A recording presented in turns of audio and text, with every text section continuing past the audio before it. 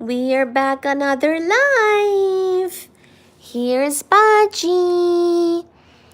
So sorry about last night. We didn't really go live, but we did go live in the afternoon, and we had a nice chat. Kind of hung out and caught up with everybody who came to the afternoon live. Here is Suji Mama and Fuji Baba.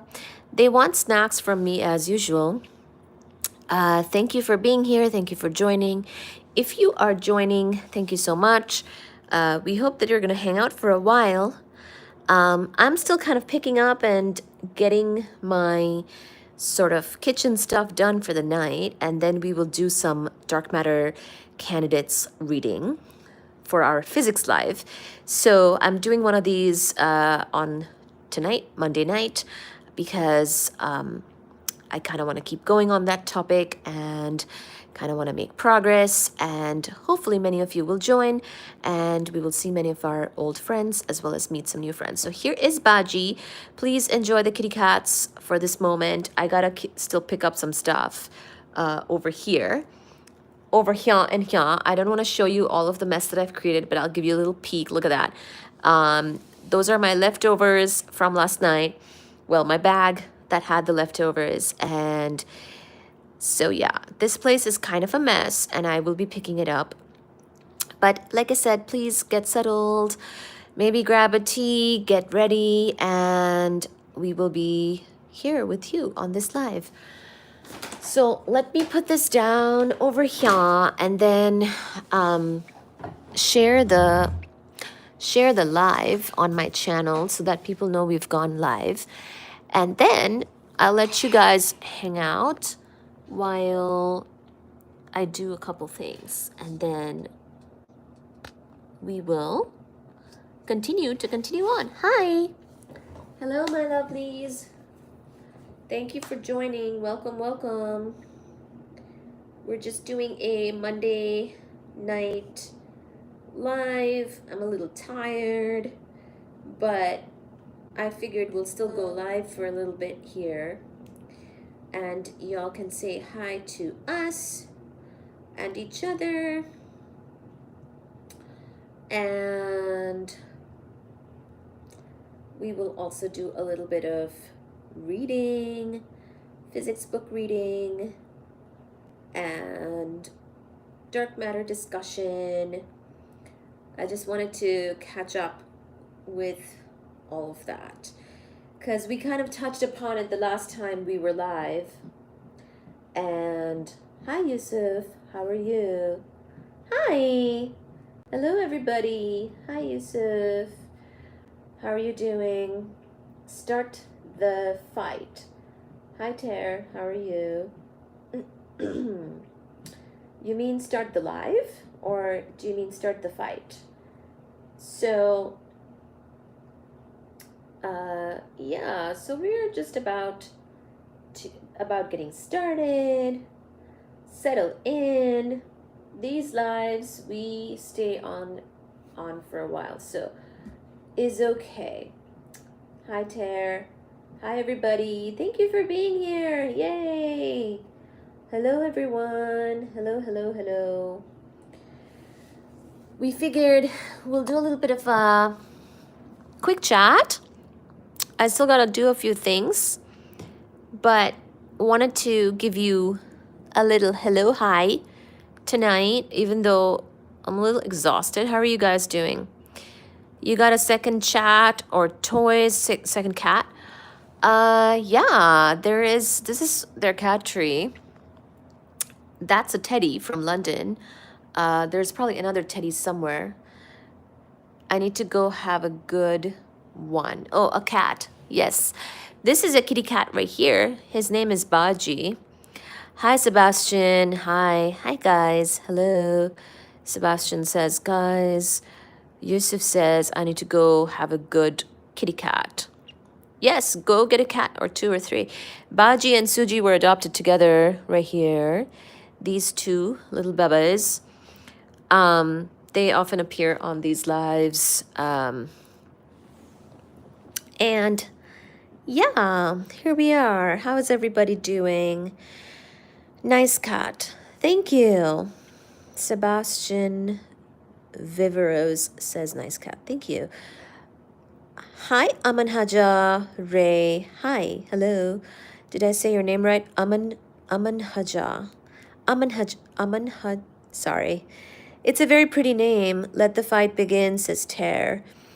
Sebastian says good. There are sometimes fights on the live stream, actually, between people. More than the kitty cats. Lately, there have been some kitty cats, or sorry, not kitty cats, the people. There was a fight on sub. Thank you. Thank you, Sebastian, for subscribing. Thank you, everybody, for liking and subscribing. The other night, when I was doing my physics live, and I was very determined to get through sort of like the topics that I was discussing that day, and I had like a whole plan made and a whole lesson made, and you know, at first like very few people were joining, and then this guy and this other guy started to fight in my live stream chat. Where are you from? So we're in Boston, Massachusetts, in the United States. Want to know something? Yeah, what do you want to know? Or what do we want to know? Tara says they look like a small lion. So funny to see them fight. Well, they don't always fight. They oftentimes they're actually quite loving. But yeah, they act pretty much like a little lion. Hi, Baji. Say hi to your friends. Say hi to your friends. There's also Fuji over there. I usually keep it a secret exactly how many kitty cats you'll see during the live. You'll have to stay on to find out. This is actually the stool that I was sitting on. The bar stool is actually Suji's favorite bar stool. See, as soon as I moved, she went and sat on it because,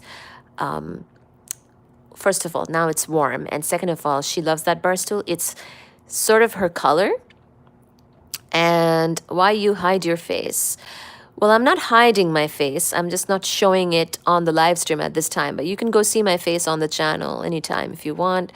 There are lots of videos, and past live streams have my face on it.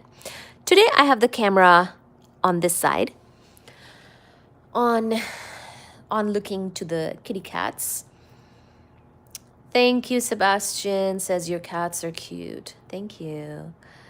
Aman Hajar Ray. Hello. Tara, hello. So that's her favorite bar stool right here. I feel like she knows that it's kind of like her color.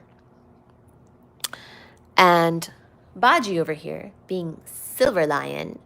Baji, they said that you look like a lion. Are you a lion? Are you a lion?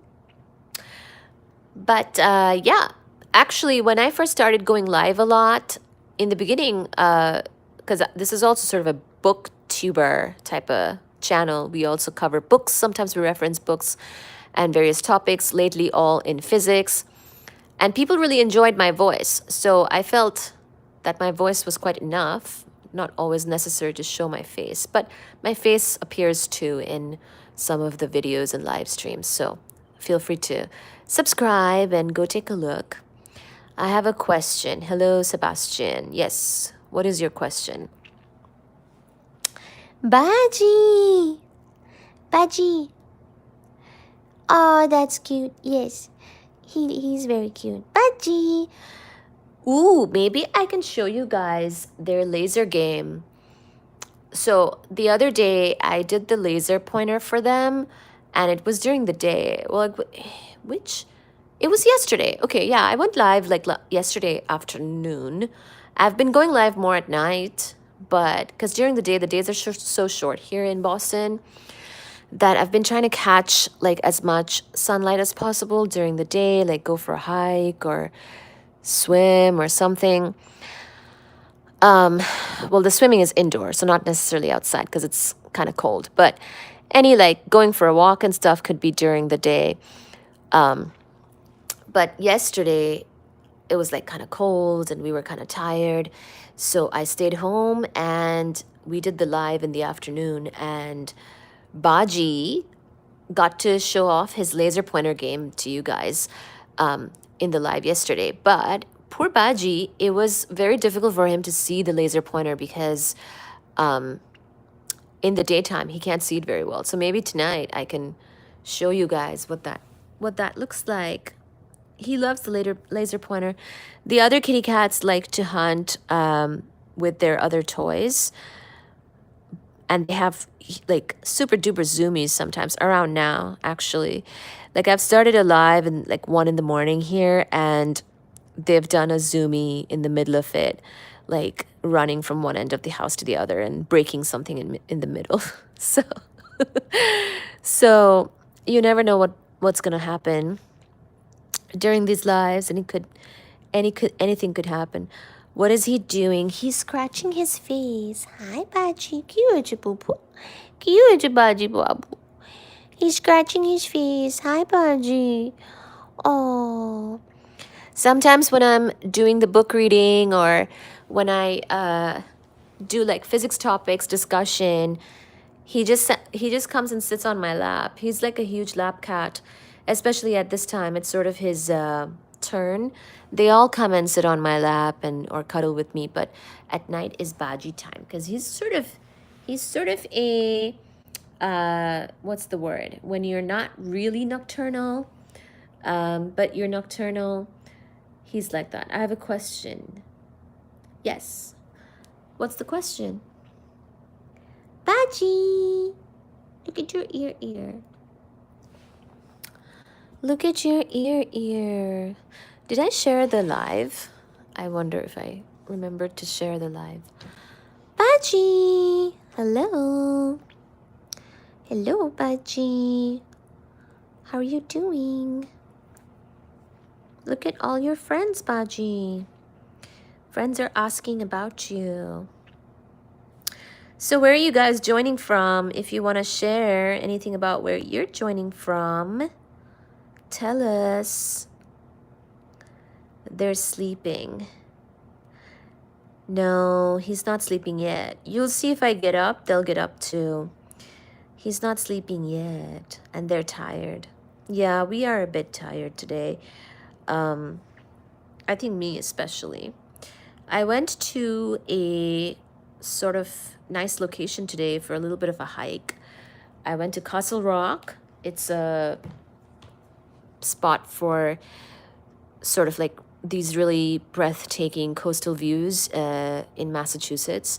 So North Shore, north from Boston. So I did quite a bit of driving. I usually don't drive that much. So I drove all the way up to the beach, and then I kept driving to the other beach and then another beach, and it kept on going.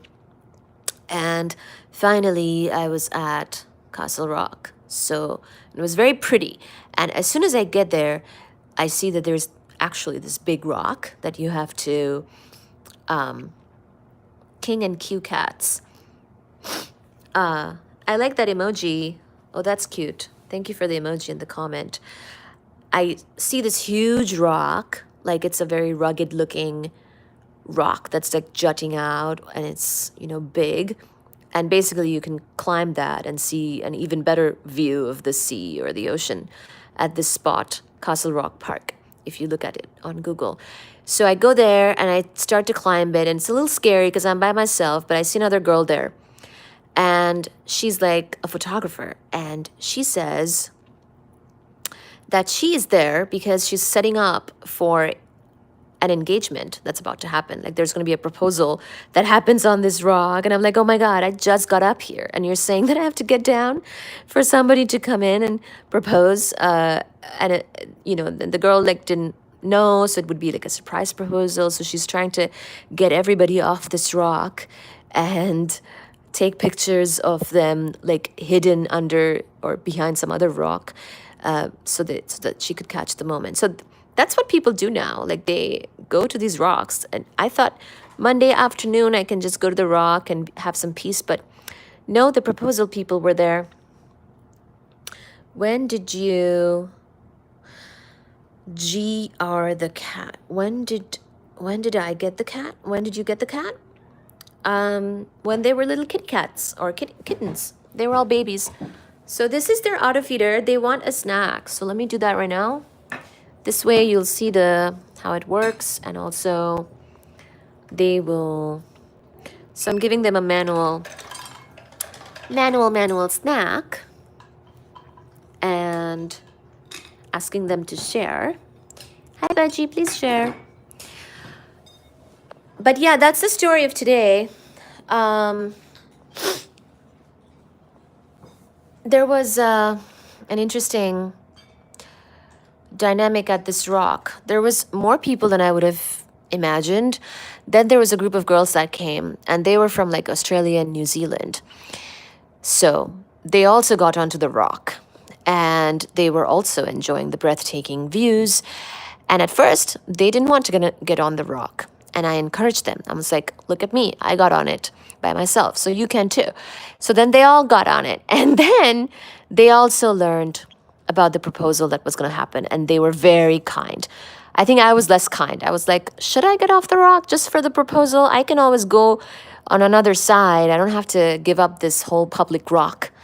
But anyway, we all got off actually before the couple came, and I just went off to the beach part of this place, and I actually saw them taking the pictures. So I saw the couple from a distance, like I couldn't make out their faces, but I saw two people doing their thing, as in like getting proposed to, and then hugging and kissing and everything. So yeah, I witnessed a real life Instagram moment, I think, today. But most importantly, this rock and this place was very beautiful. I recommend it if you're in the Boston area. Like if you keep going up North Shore, this is a good stopping point. Like there was street parking, and you can just put your car on, park it for a couple hours and go take a look and go see the rock.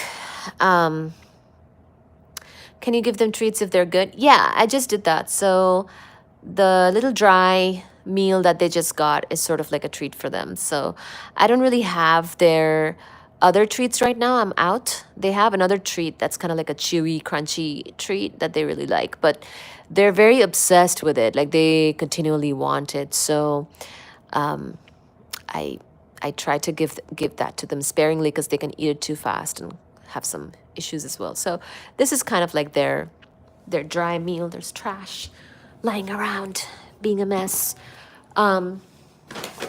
Yeah, so that's the story of Castle Rock. It was beautiful, super duper breathtaking views. I might post or share some pictures from that place today later on. But it was really nice, really breathtaking. Just had to deal with a little bit of that engagement business. Threw me off a little bit because I'm like, I'm on this rock and I don't really want to get down. So anyways, so here we are. Thank you so much for joining. Thank you for being here. So here's Suji and there. Oh my gosh, Baji, no Baji. Baji, what are you eating? No. Baji, look at that face. Look at that guilty face. No. No.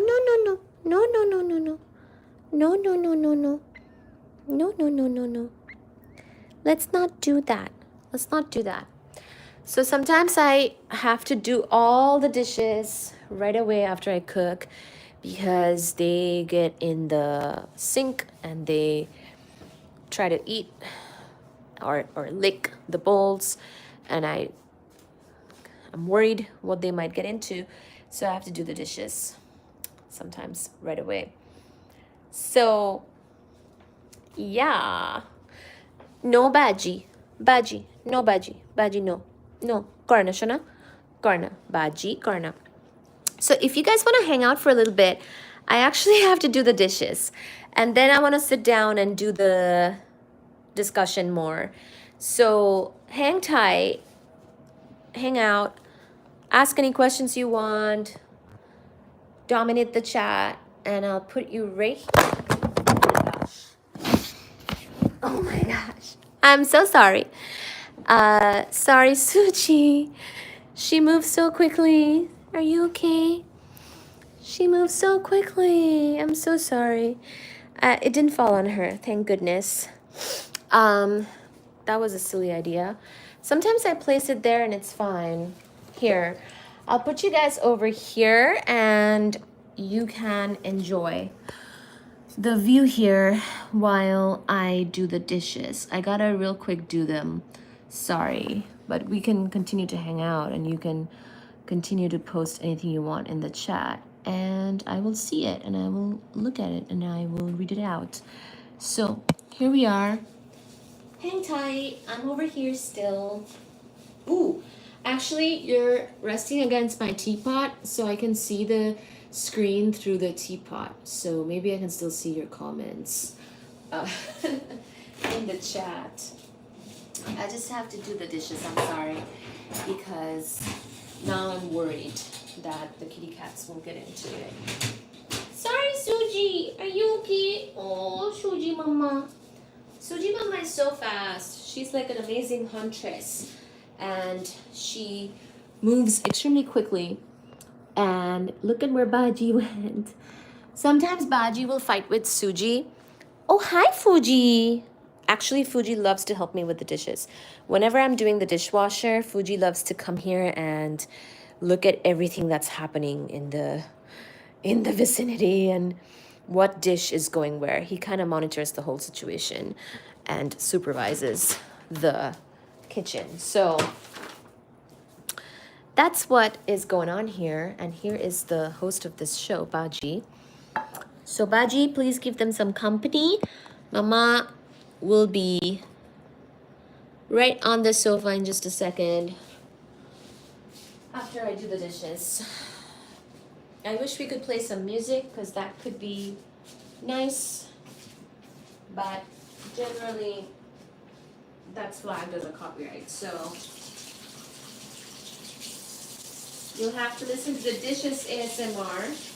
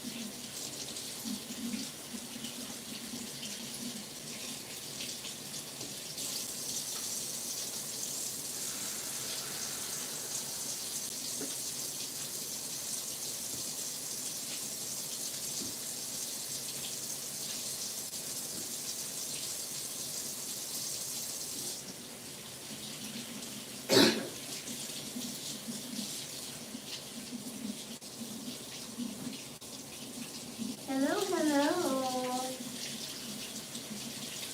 Hello, Mr. Baji. Hi, Fuji. Didn't you just get a treato? Didn't you just get a treato? Oh, Fuji. Kisses. Fuji, oh, look at them sitting here waiting for a treat. Look at them.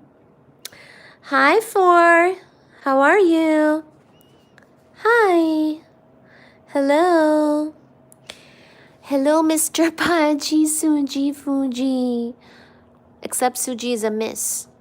Suji is a miss. Hi. Oh, you Baba, cute. What is it? What is it, Fuji? Did you need a treat you? Okay, Fuji. Fuji minds. Fuji has boundaries. Fuji, can I sneak a kiss? Sometimes, Fuji has very strong boundaries against me and against everyone, but sometimes he lets me sneak a kiss. Baji always lets me sneak a kiss. And Suji very sweetly lets me do it, But then she is very fast. So she kind of has her way either way because her way is a fast way. But Fuji has a lot of boundaries. Fuji, one kiss, please. Okay. We did an air kiss together. Little air kiss. Baji. Suji. Fuji. Mwah. I love you. He's so offended. He's like a Gen Z. Fuji's like, I'm offended. How dare you? I'm sorry if there's any Gen Zs that I've offended now. He's like, I'm offended. How could you? How could you? How could you? Fuji,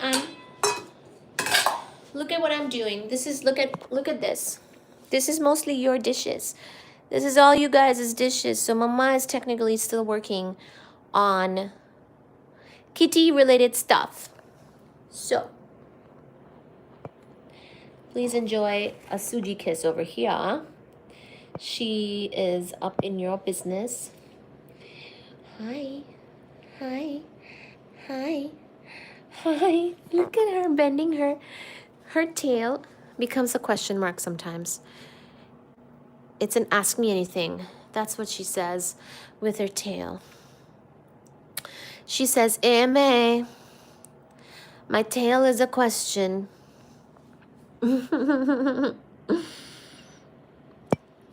Little babies. All right, guys. I gotta keep doing the dishes so that I can finish, so that your dirty dishes are not in the sink for you to eat out of and lick and get into trouble over. How was everybody's day today? Monday. Hopefully everyone had a good Monday and not too much suffering on the first day of the week here. How was your day? Let us know.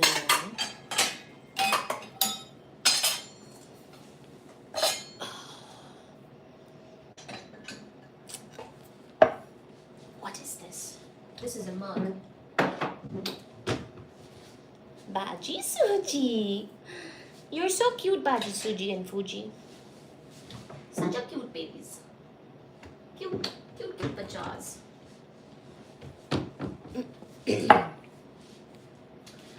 Even though I'm the one that feeds them, they like to try to tell me that I did not feed them as a way for them to kind of manipulate me. It's a very sweet manipulation tactic. I like it.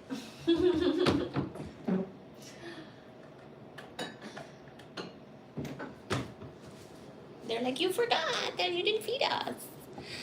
You forgot it. Mama could never forget.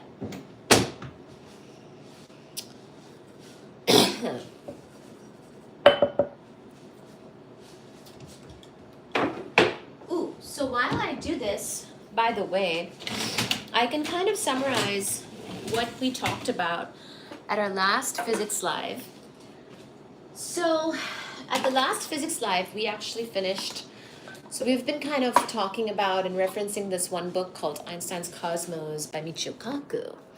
And we've been covering a lot of really cool topics and a lot of modern physics and 20th century physics of especially the early 1900s, 1910s, 1920s, and 1930s.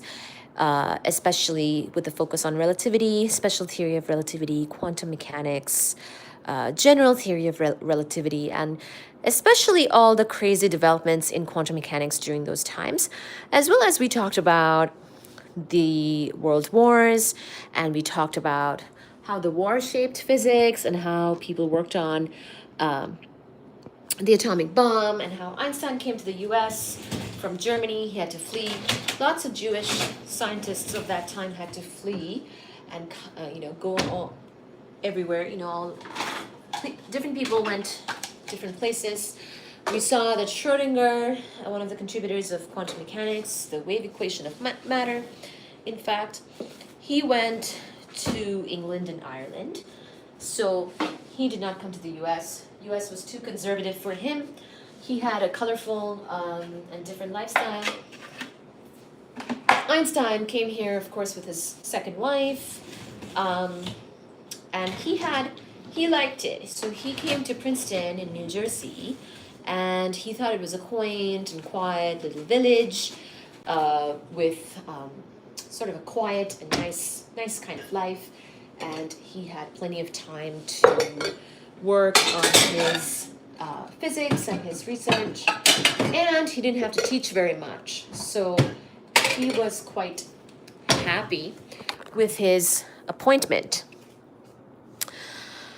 So, I'm just summarizing sort of what we were talking about in the book and everything for you here, because we've actually finished the book now. Hi, Fuji/Suji. She's over there. We actually finished this book. It took us a few live streams, but we have actually finished the book now and moved on. We're moving on to the next topic, but we haven't really started formally the next topic yet. So this is a good opportunity for me to catch you up on what we did talk about, so that you kind of know, and you can always go back in time and watch/rewatch any of our previous live stream discussions. But yeah, he was very happy. Einstein went to Princeton for the last leg of his career, and he was very happy there in terms of the satisfaction he got from the appointment and the type of job he got there, and the description, sort of what he had to do and everything like that. And even though the war pretty much disrupted, especially the World War II, that is, when the atomic bomb research was going on in all of these countries. Germany too was doing this research, and actually another Jewish scientist who had to flee the Nazis, her name is Lise Meitner, or it might be Lise Meitner, not exactly sure how to pronounce that, but it's Lise, Lise maybe. She actually stole she took some of that information from Germany out and brought it here. And so she's actually credited with something incredibly important to do with the atomic bomb. But she herself was not interested in getting such credit and in being associated really with the war and with the atomic bomb. Because a lot of scientists, the scientists' perspective of the bomb was kind of different. They worked on it, it was a sort of a modern technology that they worked on. And they understood, what the sort of the consequences of it might be. And a lot of them might have hoped that the use of it would really be just a demonstration to scare the Axis powers, the other opposition party. So maybe they did not realize that it might get dropped on, as it so happens, on Japan. But they worked on it. A lot of people worked on it. Fermi was one of them as well. Enrico Fermi was part of the Manhattan Project. He might have I think he played a very lead role, actually. And he, as we have found, he also contributed to quantum mechanics, particle physics, type of things. So, but I'm trying to say that during the World War period, almost everybody was contributing pretty much to this war stuff and to the atomic bomb physics. Hi, Yash. Hello. Thank you for being here. Thank you so much. I'm kind of recapping the 20th century physics highlights that we read about from Einstein's Cosmos, the book we were referencing, as well as we mentioned a couple other books that I'll tell you about as well today. But these were the highlights of that whole century that I'm kind of giving you now, especially the first half of the century, really from the early 1900s. 1905, of course, was an amazing, pivotal year with lots of awesome contributions by Einstein and others. The Einstein ones are, of course, special theory of relativity and, space-time being relative, mass energy being the mass energy equivalence, the E equals mc squared stuff, which later on, of course, contributes to the atomic bomb. as well as he did photoelectric effect and Brownian motion. So this whole photoelectric effect thing is considered part of the old quantum mechanics contribution by Einstein. So he kind of godfathered quantum mechanics, as well as, of course, gave birth to relativity.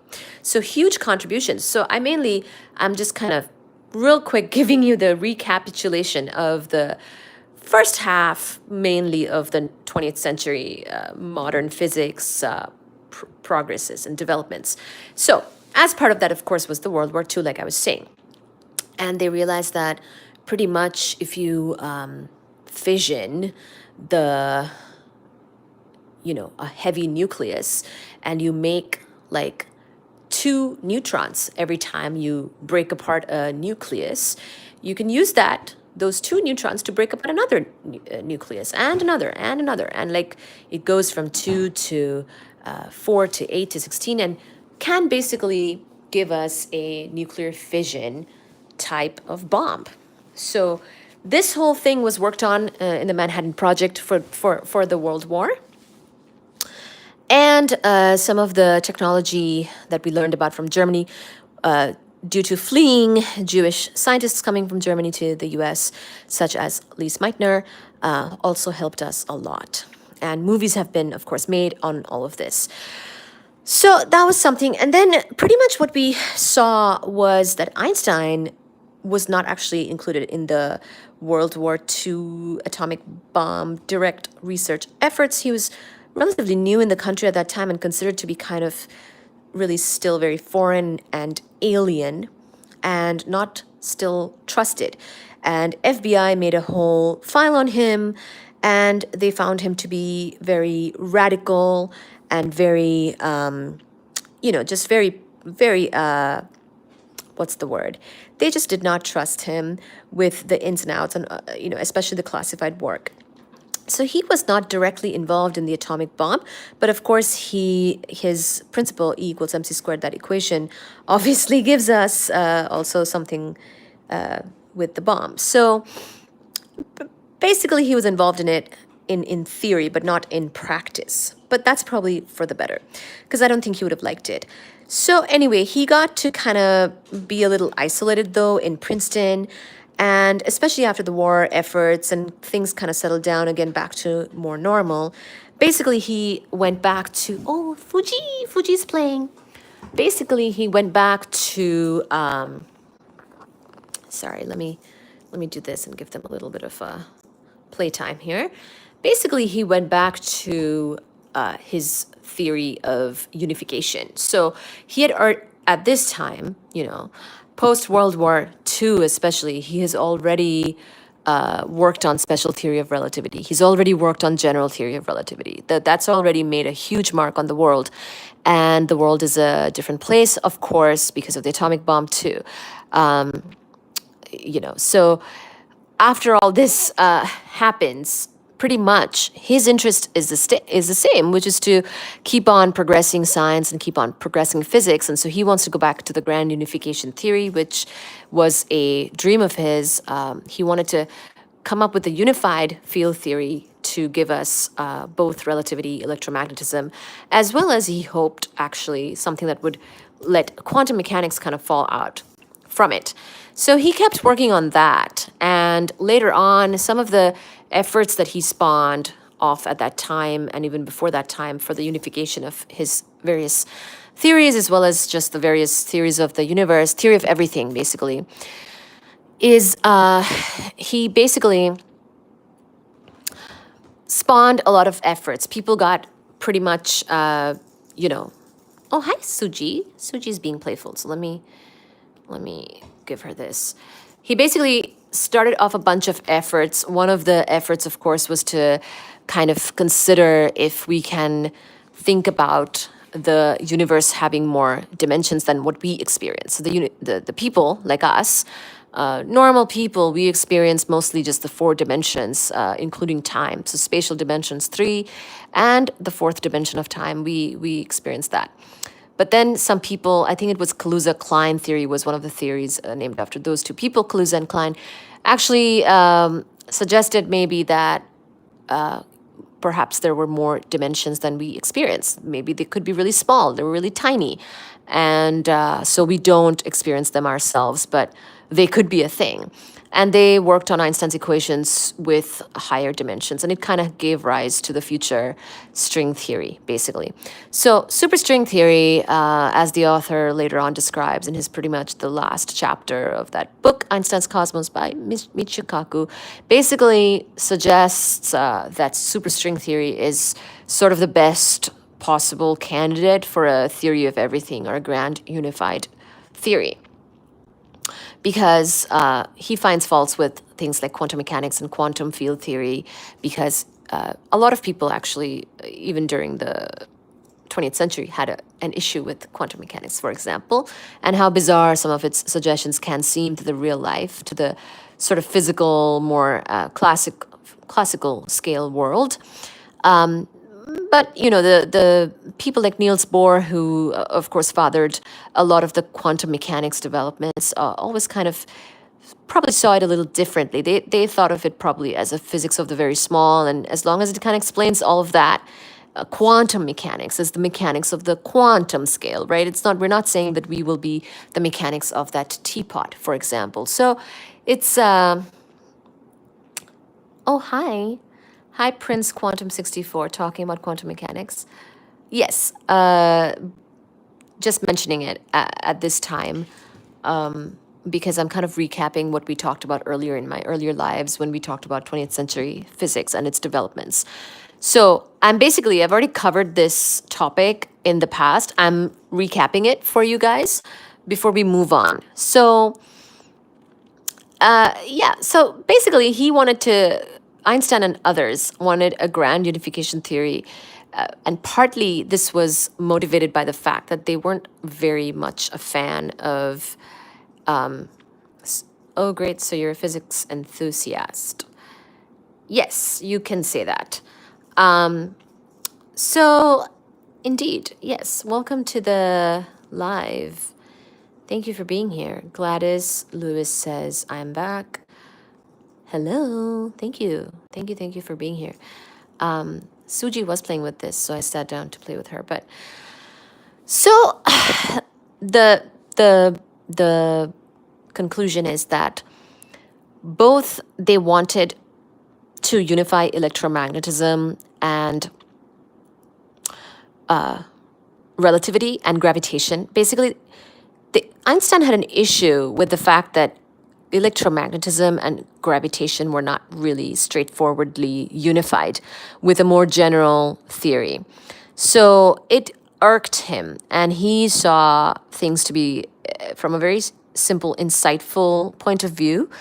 And so he thought God created this universe, and surely, you know, there's these two separate things that both seem to be so important cannot be that separate. There has to be something unifying them.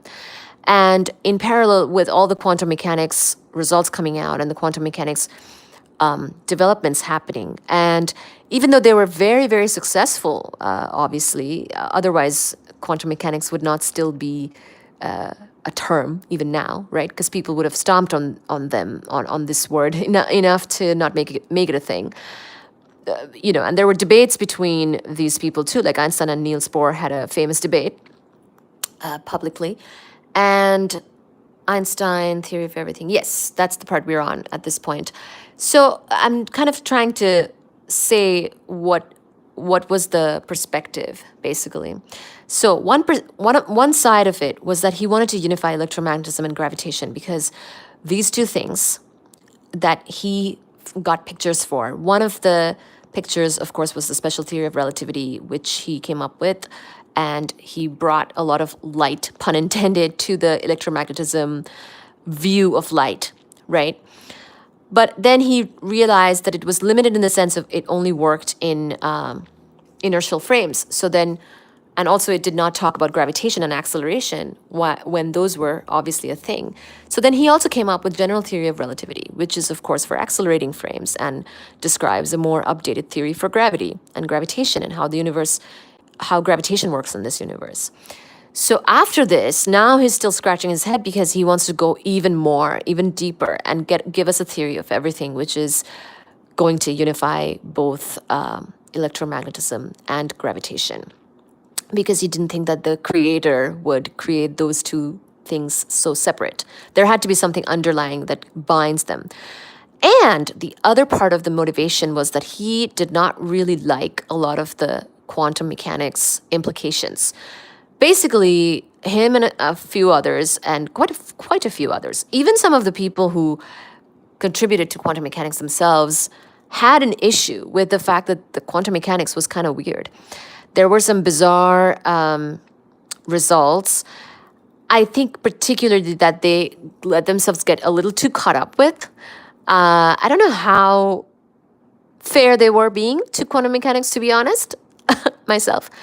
But I will say, I mean, quantum mechanics, quantum field theory, particle physics, these theories are not so elegant, and they're quite different. They're quite different from sort of the Einsteinian way of doing things.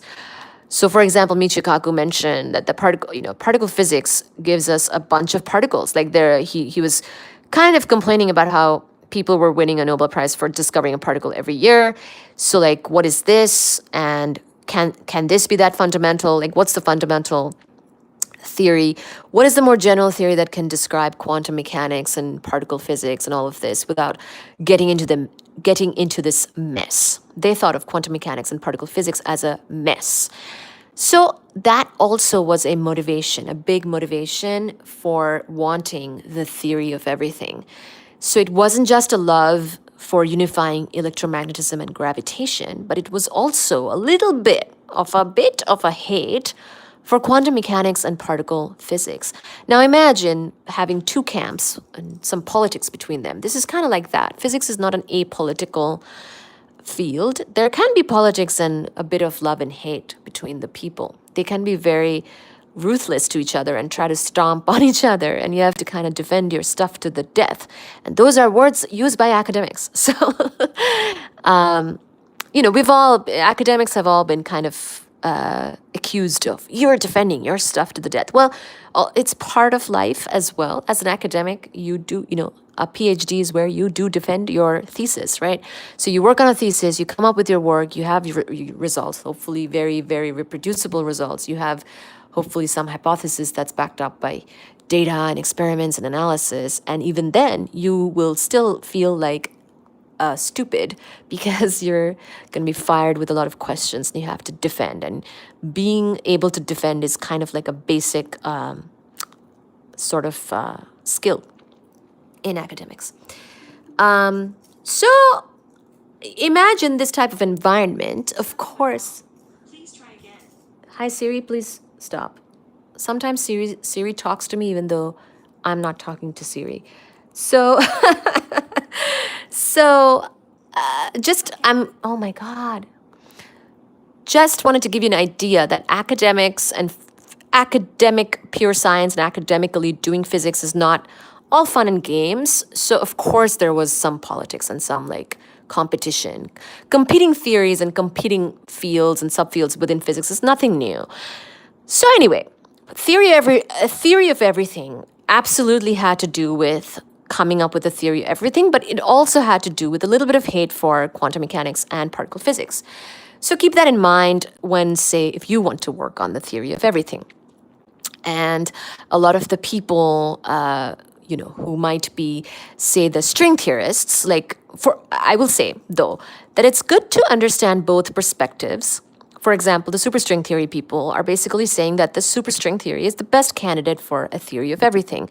But the problem is that the superstring theory cannot be tested very easily. It involves higher dimensions and this and that.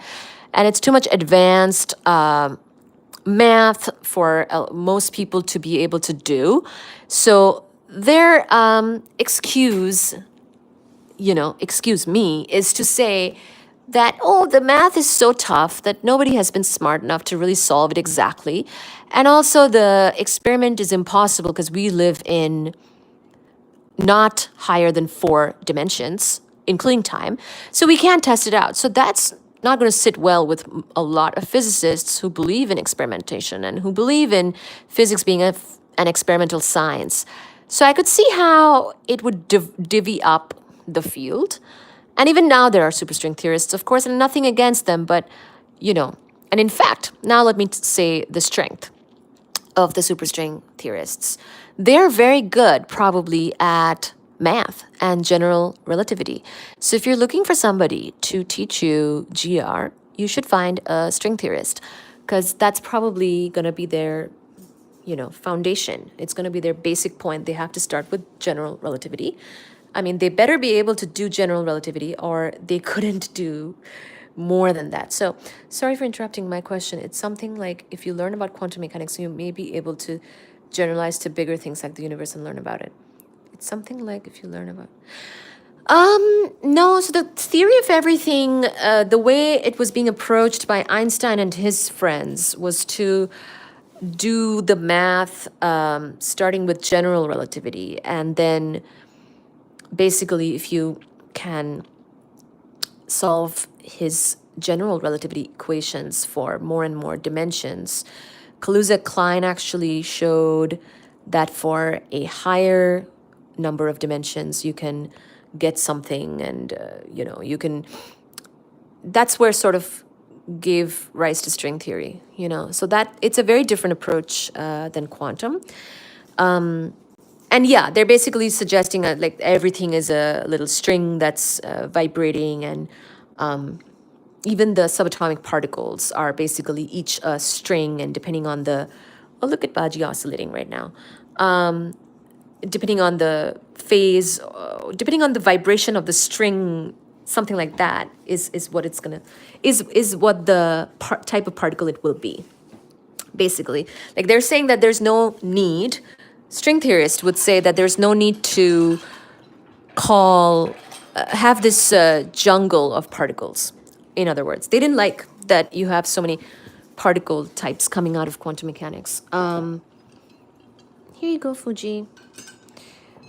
They didn't like that so many Nobel Prizes were being awarded to people for discovering more and more particles. Like even as recent as 2012, we discovered a particle, right? It was theorized already, but we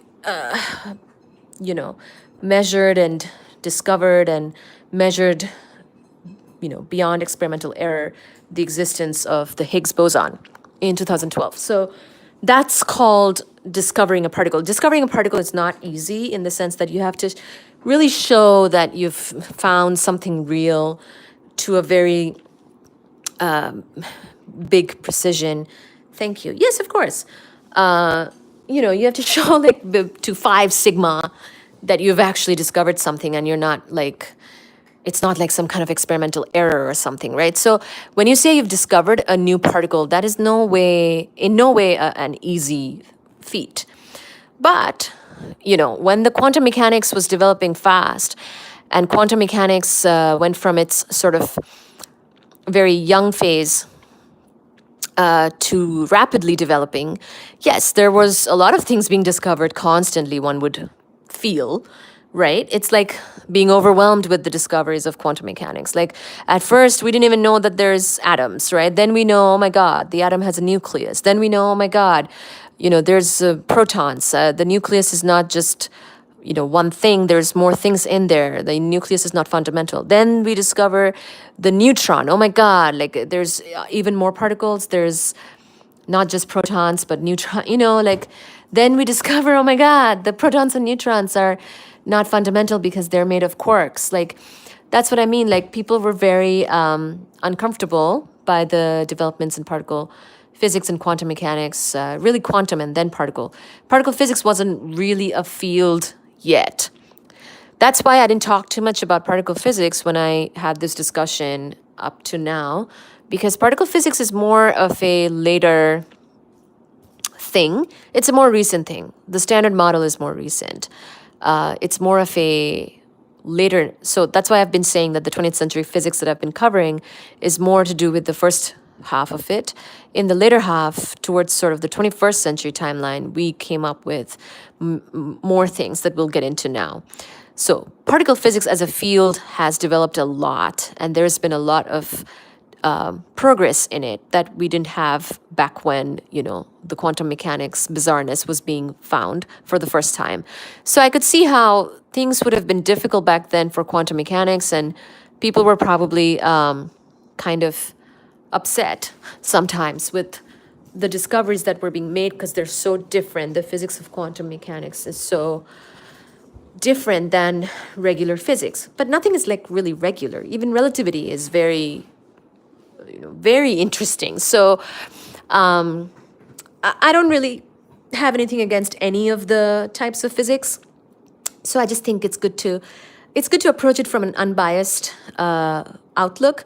But of course, that's easier said than done, because if you're not directly involved, it's much easier to be unbiased. So here we are as students of all of the things that went down in the 20th century, and we can just kind of approach it in an unbiased way. But yeah, I wanted to sort of explain what the theory of everything was motivated by back then. Back then, it was motivated by unifying electromagnetism and gravitation. And so think about it now. If the string theorists can at least do that, they'll probably be very happy. The only issue is now they also have to explain quantum mechanics, because quantum mechanics is also a thing. They might wish that quantum mechanics never existed. Then they wouldn't have to deal with all of that. And quantum mechanics, has a ton of observables. Like, even though quantum mechanics, the big issue they had with quantum was that it's probabilistic, it has uncertainties, but the fact is that it also has a lot of observable properties. Like, once you make a measurement, it's an observable.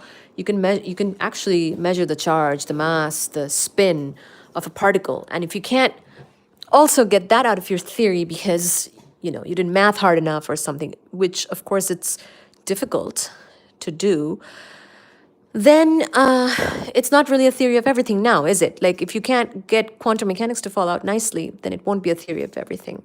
So there's also pressure on the string theorists to be able to do everything. It's not easy. And on top of that, they're saying that their theory cannot be tested. So string theory is often, at this time, quantum and particle physics has come a long way. What does the modern approach look like? What's happening lately? Yeah, so that's a great question. So in the 21st century, quantum was very nascent in the 20th century still. It had some heavy resistance from big scientists like Einstein himself. But it was still rapidly growing. In the 21st century, I would say right now, it's come a very long way from those days. Like I was saying, there's a whole field now for particle physics. It comes out of quantum physics and quantum field theory. So it's come a very, very long way. There's lots more people working on quantum and particle now. And probably the string theorists are very much more the minority at this point. For every particle physicist I know, for every 1,000 particle physicists, there's probably one string theorist. So, I think string theory math is hard, first of all. So it's not everybody's cup of tea, and general relativity is not a required course in a physics PhD. It's a special topics class that you can choose to take if you like. But as you can imagine, if you don't do general relativity, of course you can't do string theory. You can't do a theory of everything without GR, probably. So if you yourself are interested, I would definitely suggest studying both quantum very well and GR and relativity, that is, so that you can help us out here with the theory of everything. But it becomes a very hard problem. So as I was saying, most people don't become string theorists. They do not, they're very rare at this point. But there's a lot of people doing particle physics and quantum mechanics, because also what I kind of noted too in one of my lives recently is that pretty much in the, Baji, pretty much the biggest difference that I find between 20th century and 21st century at this point in the physics developments is our ability to measure, experiment, observe, and our great advent in instrumentation. So because we've built telescopes, we've built better measurement devices, we've instrumented more, basically we've instrumented the sky more, we've instrumented the earth more. We have detectors everywhere, and we have more of them and we have better of them, you know. So there's more rapid progress now in being able to measure and detect and experiment than there ever was before. So we have particle accelerators. So even just that project tells you that we have really spent money and effort into particle physics, you know. So particle physics is not a minority anymore. It's quite the majority, if anything. You know, also other fields that have come leaps and bounds, of course, is laser and optics stuff, and condensed matter. You know, even quantum has a big role to play in condensed matter too, right? So people can't deny it anymore, is the thing. It's almost like quantum mechanics was weird, but people didn't care because it helped with technology, even condensed matter. I don't know too much about condensed matter because that's not really my subfield. But condensed matter theory and experiment both are obviously building on quantum mechanics. So, and there's technology coming out with that, you know. So because it has these practical applications too, it got a lot of funding, whereas theory of everything probably doesn't really get funding, you know? So that's another problem. I wish you good luck. In my case, I was interested in pure science, mathematics, but rather chose to do engineering because of less opportunities in our country. Oh no, I'm sorry. Well, engineering is very applied, so good skills to have. Yeah, you can always go back and do math too and help us with we need mathematicians. I will say at this point, we do need a good mathematician here and there, probably constantly. I mean, who doesn't need a good mathematician? Because string theorists are basically mathematicians, and, you know, mathematicians who have to keep a very open mind to what is possible in physics, because obviously they're going for the higher dimensions and everything. So, yeah. But then there's a lot of variety of people in the physics field, and a lot of people ended up working in quantum and particle because probably also because of funding. And yeah, it could not be denied. The things that were so bizarre in the last century, even though they're still kind of bizarre, you know what? Money talks.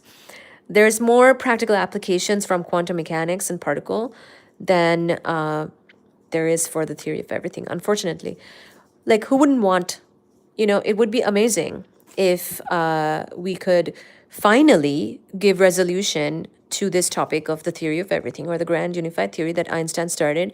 It would be amazing if we could make progress on that, or start to get a deeper insight into how the universe works in the form of this theory of everything, and understand the universe. It's like the universe is a cake and we have the ingredients. The ingredients are electromagnetism, relativity, and quantum mechanics. But the cake is not made yet. So it's good to reflect back on what work was being done around that time, especially. So that's why I spent so long on it, because of course I can start talking about the 21st century stuff, which is the more recent, but I think it's easy to get sort of blinded by the more recent work and do it just because we're doing it and not understand where we're really coming from. So anyways, more recently, as I was saying, we've worked a lot on instrumentation, you know, measuring. We make, let's just say we make amazing measurements now compared to the last century.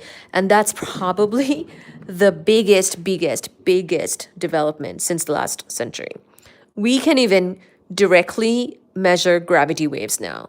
You know, things like that. We measured, I mean, we can see distant galaxies now. Those were not, like, that was not a thing. That was not easily done in the last century. So I think we have to keep in mind where we have made progress and also where we have not made progress. It's important to understand what it is we've done so that we understand what we have not done as well.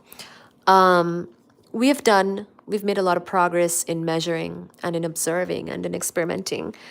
And, you know, we have all this data now. We have data of all these different galaxies and everything. And we were able to see all all these different structures and behaviors of things that are far away. That also tells us about, the dominance of dark matter, which is just a placeholder term for something that we don't understand.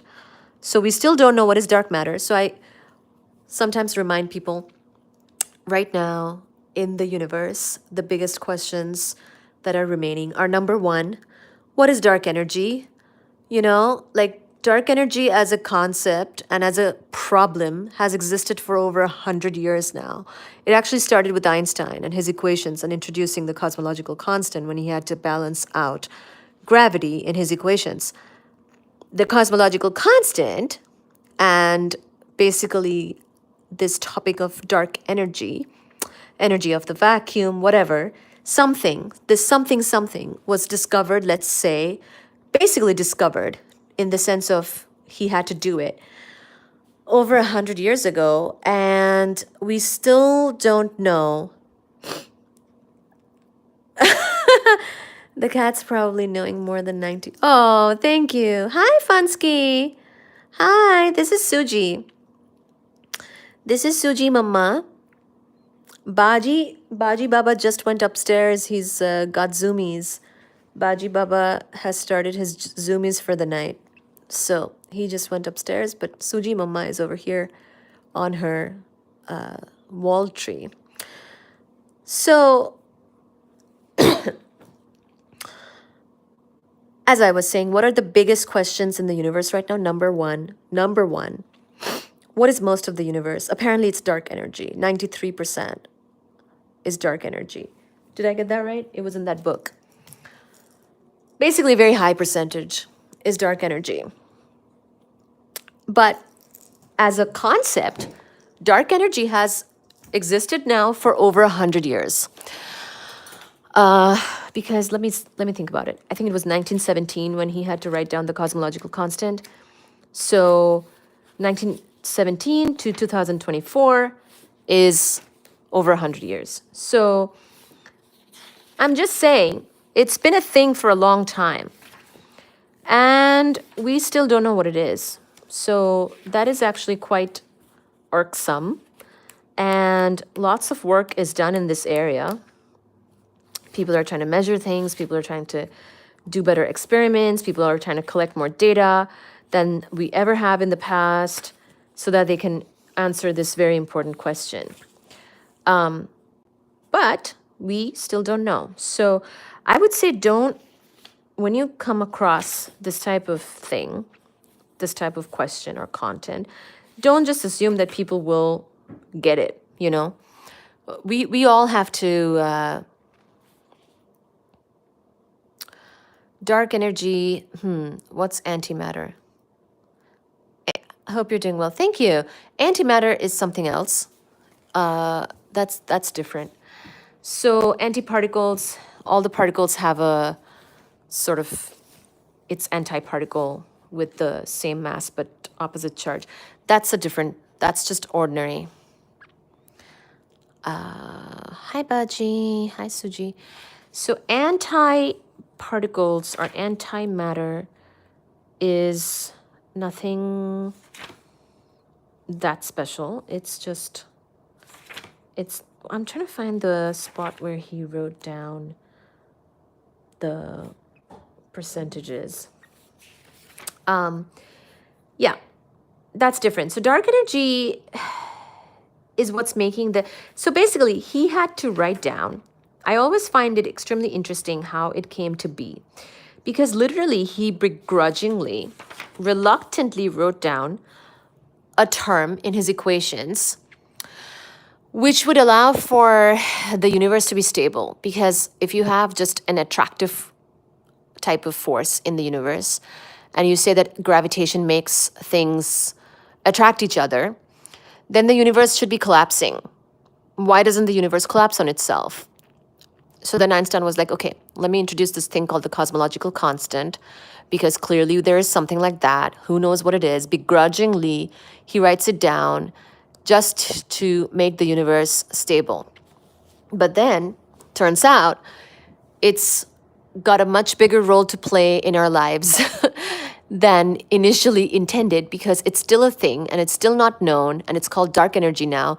And there are entire efforts, huge efforts in physics, dark energy survey, dark energy spectroscopic instrument, huge experiments and surveys trying to find and figure out what is dark energy, because turns out its role is very significant. Not only is the universe, there's something acting against gravity. It's not just a matter of stabilizing the universe, but the universe is in fact expanding.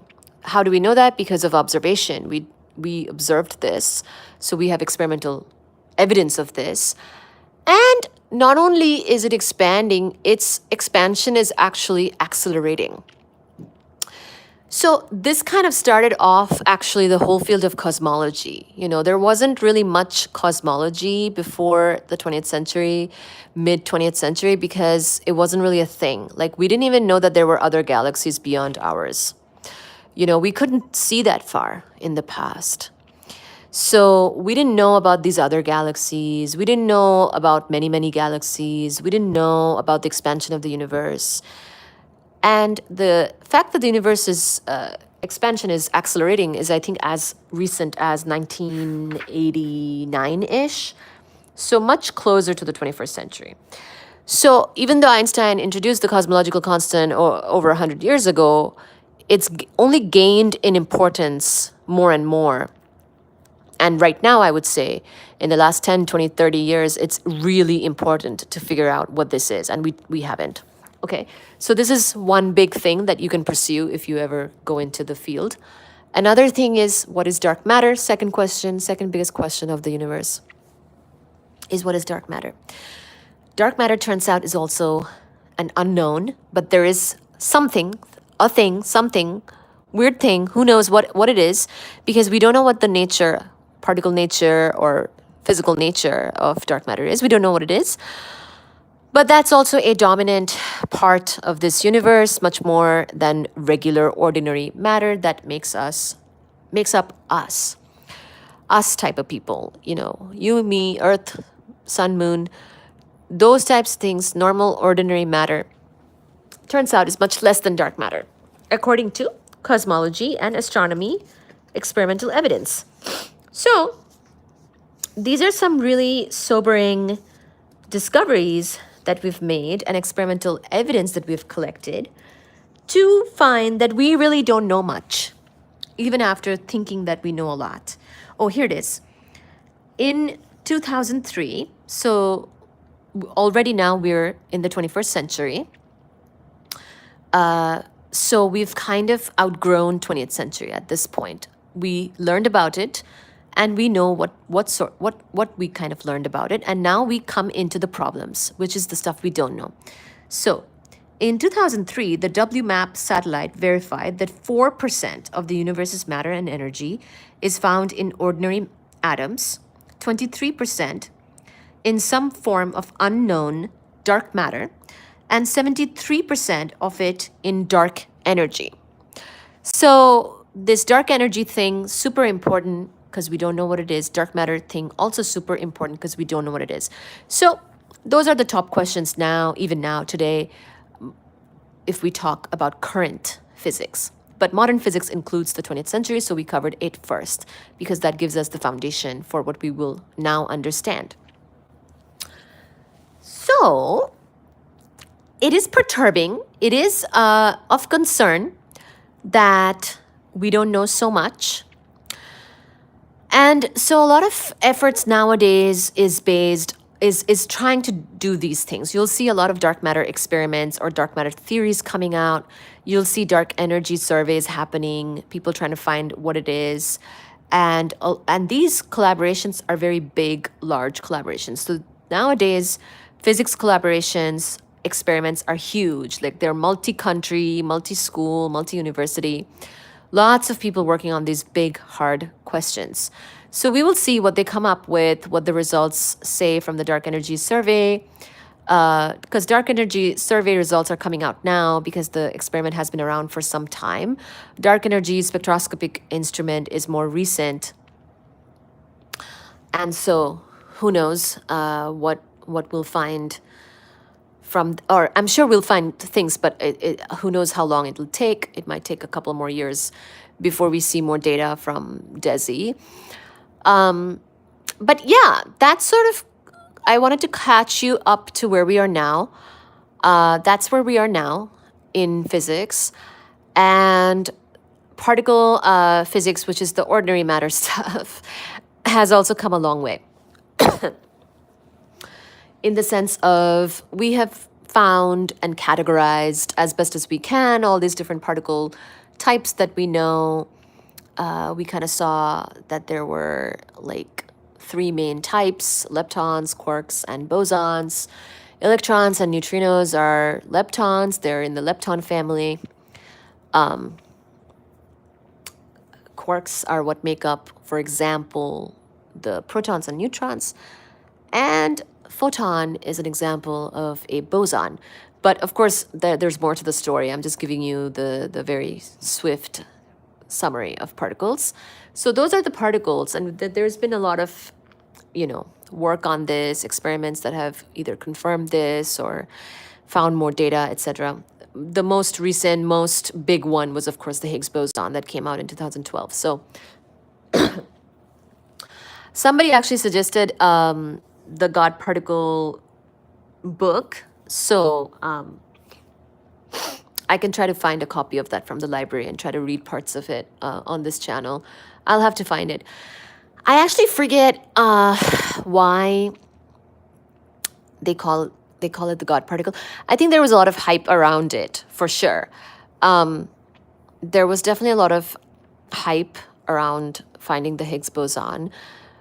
But yeah, I don't know that it's necessarily, explaining everything there is to understand. So, like, I think I think pretty much at this point.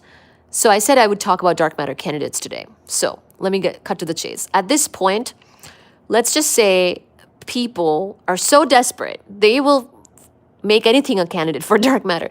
Honestly, Suji could be dark matter. If I proposed an experiment saying dark matter candidate is Suji, that should probably get funded, because I think that's how much and how badly people want to know what it is. And indeed, there have been a lot of efforts, and there are still a lot of efforts. A lot of efforts are still on the ground, or not on, on the ground, wanting to fly probably, wanting to take off and look for dark matter. So, a lot can kind of get lost in the forest of all the dark matter efforts. I find sometimes that people, scientists can kind of do a bunch of work and not really be able to communicate to the public what they've actually accomplished, especially if it is, the current stuff, the more recent stuff. So I think it's worth the effort to sometimes make what we know and what we don't know super duper clear and accessible. So that's kind of what I'm doing here, is I've been telling you guys what we know from the 20th century and what we know now. And also I'm telling you guys, we do not know what is dark energy and we do not know what is dark matter, okay? But many, many things have been made a candidate for dark matter. Probably the Higgs boson too. There's probably some paper, probably many. The thing with dark matter is that there are so many papers that come out on it with various candidate proposals, because you can write a dark matter theory paper without actually finding dark matter, right? You can theorize something. And there are lots of papers like this. So, basically, you'll just have to be discerning with exactly what is being said, what is known and what is unknown, and what is being sort of proposed or hypothesized versus actually proven. So on this channel, I try to stick to what is proven and what is definitely known when we say something. If something is not known, then I'll just tell you that it's not known, okay? So at this time, we will be using this textbook called Foundations of Astrophysics by Barbara Ryden and Bradley M. Peterson. This is a book that they use to teach astrophysics to astronomy majors as well as probably physics majors who take astrophysics as a course in, I believe, I think this is just undergrad. It might even be taught as a grad course. I forget. But basically, if it has made it into the textbook, then it probably was a pretty serious dark matter candidate. Because like I was saying, anything at this point could be a dark matter candidate, and you could totally research it, you could do work on it, and, that's your call. And, there's no limit to the amount of things that can be hypothesized, and that's totally fine. It's just in that phase, Probably some things are less obvious than others.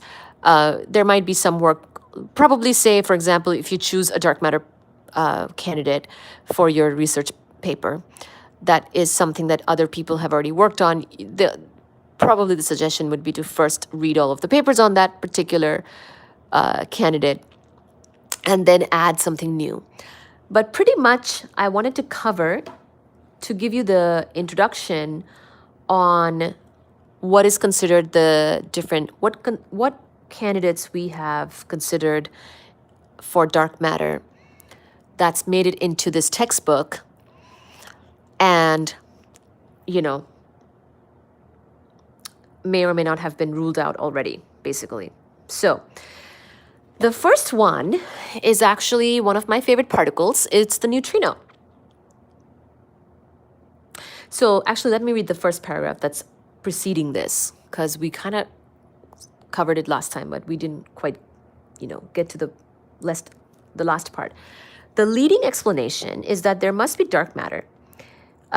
So basically, there is some big evidence of, look at this. So let me just show you this rotation curve. This is the rotation of our galaxy compared to a Keplerian system.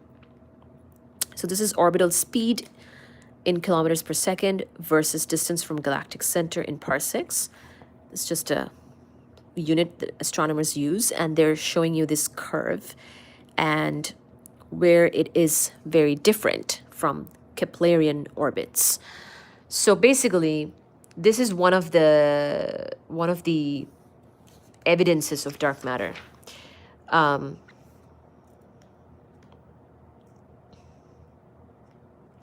thinking if I should read this part.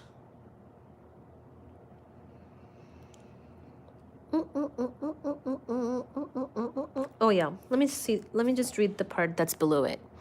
For stars and gas in the disk of our galaxy to be on stable circular orbits, we require this equation to be true. V of r squared over r is equal to big G times m of r over r squared. So there is a well-known equation that it has to follow, where V of r is the orbital speed of a star on an orbit of radius r, and m of r is the mass inside a sphere of radius r centered on the galactic center. We can thus determine the mass m inside a star's orbit from its orbital speed v. So basically, this mass then can be written like this, with bringing those other things over in the equation, okay? These equations are not too bad, so I'm showing it to you. I think it should be fine. Most of the galaxy's luminosity is provided by the disk, whose brightness falls off exponentially with a scale length rs, approximately 3 kiloparsec.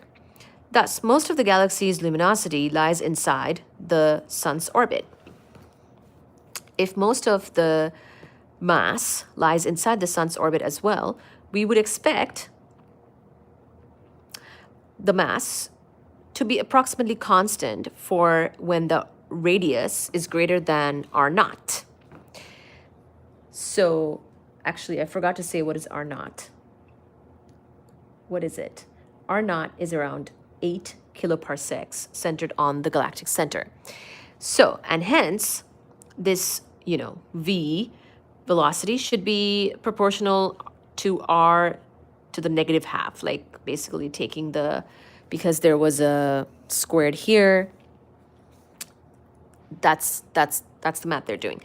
Observations of stars and gas clouds in our galaxy reveal that the orbital speed v in the disk does not fall off with distance from the center. So this is what they expected, orbital speed versus distance from galactic center. So this curve, I'm showing it to you because it's shown a lot, okay? This is very important evidence, basically. Indirect evidence, but it's important.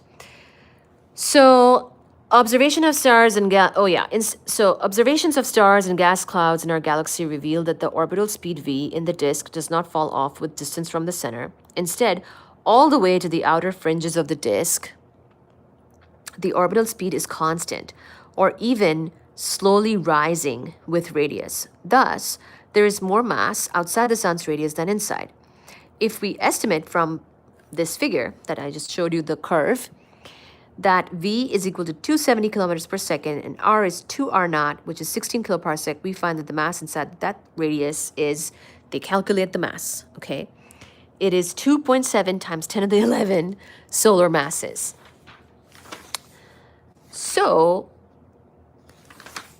since v is roughly constant outside the sun's orbital radius, the mass must increase as a proportional to the radius, implying an average mass density of rho is proportional to r to the minus 2 in a region where the luminosity density is plummeting exponentially.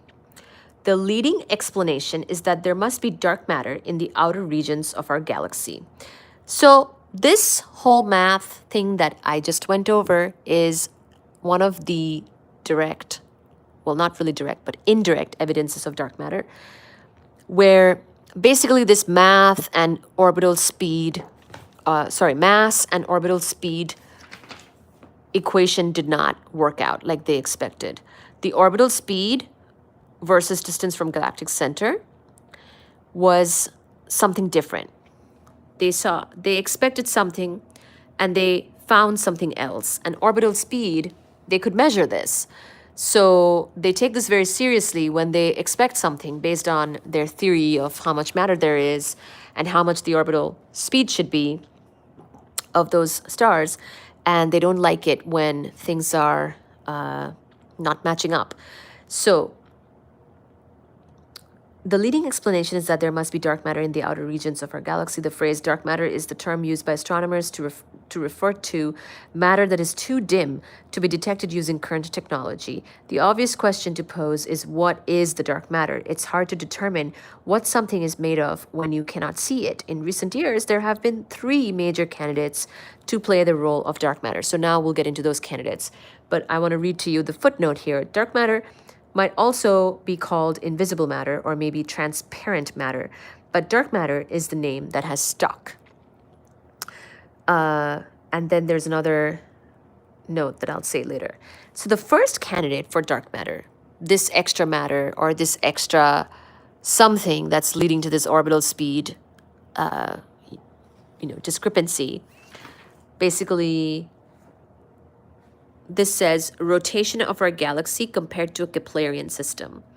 The Keplerian orbit is in the dotted line, and you can see what the actual system does. So this is a huge problem, and now we have dark matter. There's other things too that that is an evidence of dark matter, but this is one of the biggest quoted ones. So the first candidate that they thought about for dark matter, because they were probably a little upset when the things did not match up, but it's also the universe. These galaxies, these distant objects. I mean, for all we know, there could be something else, and we don't know what it is, and maybe we didn't account for neutrinos or something. So that's kind of the thought when the first candidate was hypothesized to be the neutrino. They were probably thinking along those lines. Like they're thinking, oh, well, maybe we just didn't account for, neutrinos enough or something. So first candidate is the neutrino. A neutrino can interact with other particles only via gravity or the weak nuclear force. So neutrino is a particle. It's a lepton, actually. It's a very much lighter cousin of the electron that is also chargeless. So it does not interact with electromagnetism. Basically, it does not interact with, like, it doesn't have a charge. But it does interact weakly through the weak force. So there's like 4 types of forces: gravitation, electromagnetism, strong and weak force. It interacts through that weak force. There's actually a couple of bosons that help the neutrinos to interact through those bosons, and that's how it interacts. It's a much, much more sort of subtle effect, and so it wasn't known for a long time. But basically, it's hard to detect. It's very hard to detect the neutrino as well because of this. It has a mass. People actually thought because they're also very light individually. So people actually thought that they were massless, and that was the whole thing too. But turns out that they do interact with gravity, and they interact with the weak nuclear force. After these things are discovered, we know these things, but that took some time as well to determine. But these things make the neutrino also very difficult. So they probably thought, well, dark matter, it seems like there's this extra matter, but we can't see it. Well, could it be neutrinos? Because neutrinos are very difficult to detect. The weak nuclear force is weak indeed. The overwhelming majority of solar neutrinos zip through the sun as if it weren't there. Since neutrinos snub photons just as they snub other particles, they are a possible candidate for the dark matter if they have enough mass. So basically, neutrinos are very introverted. They don't interact with other particles, and they don't interact with light. So they don't have electromagnetic interaction, and they don't interact with pretty much the other particles. So, but they do interact weakly, so with each other. And they are often made in lots of different nuclear type of interactions, like what I call nuclear reactions. Just like chemical reactions always involve sort of an electron, nuclear reactions can often, if not always, involve a neutrino. Sort of a neutrino is sort of like a side product of a lot of sort of these nuclear reactions. So,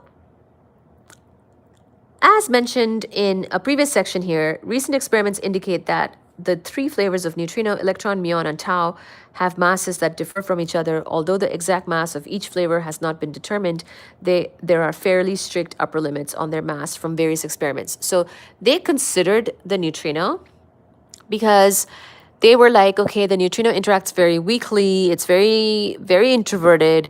So for all we know, dark matter could be the neutrino, especially if we can kind of make all the mass math work out. And so it was important to figure out the mass of the neutrino. It turns out neutrinos have very low mass, and there's like 3 flavors of them, and there's like upper limits to their masses because they're extremely light. So finding their masses is no joke. Anyway, they worked on it. Even though neutrinos are very common particles, their low masses mean that they contribute at most a few % of the dark matter present in the universe. So basically the issue is that even though they were a good consideration for dark matter, they're too low mass. We kind of did experiments. We tried to figure out if they can be dark matter. And maybe there's still a way for them to be dark matter since the dark matter puzzle is not solved yet. So when I mention a dark matter candidate here from the book, it was obviously a very strong consideration or a serious consideration. Otherwise, they would not put it in the textbook. But at the same time, it's ruled out for the moment. But also, nothing is really still set in stone, because I don't know, maybe neutrinos do something weird at a different distance from us. I don't know. As far as I know, the neutrino does not account for dark matter. But we also still don't know what dark matter is. It's still a puzzle to solve. So for the moment, we say, well, it seems that neutrinos are too light, too low mass to really account for dark matter. They maybe account for a very small percentage, but they can't be the main candidate or the main thing. The second candidate. So now we come to the second candidate for dark matter. Are you ready? So this is also a very talked about candidate. So part of the motivation for telling you about the dark matter candidates is also so that you can be kind of aware of them. And if you work on this topic, then you kind of know the language that people are using. You know, so if people say, "Oh yeah, look, did you read that paper about neutrinos being dark matter?" And they did this other theory and proposed this other theoretical proposal, and blah blah blah blah blah. Then you'll know the context. Basically, for all I know, and for all we know, because I'm not super up to date on dark matter theories day to day, because there's probably papers coming out every day on this. For all we know, the neutrino they could still do a paper on neutrinos being dark matter in some other way.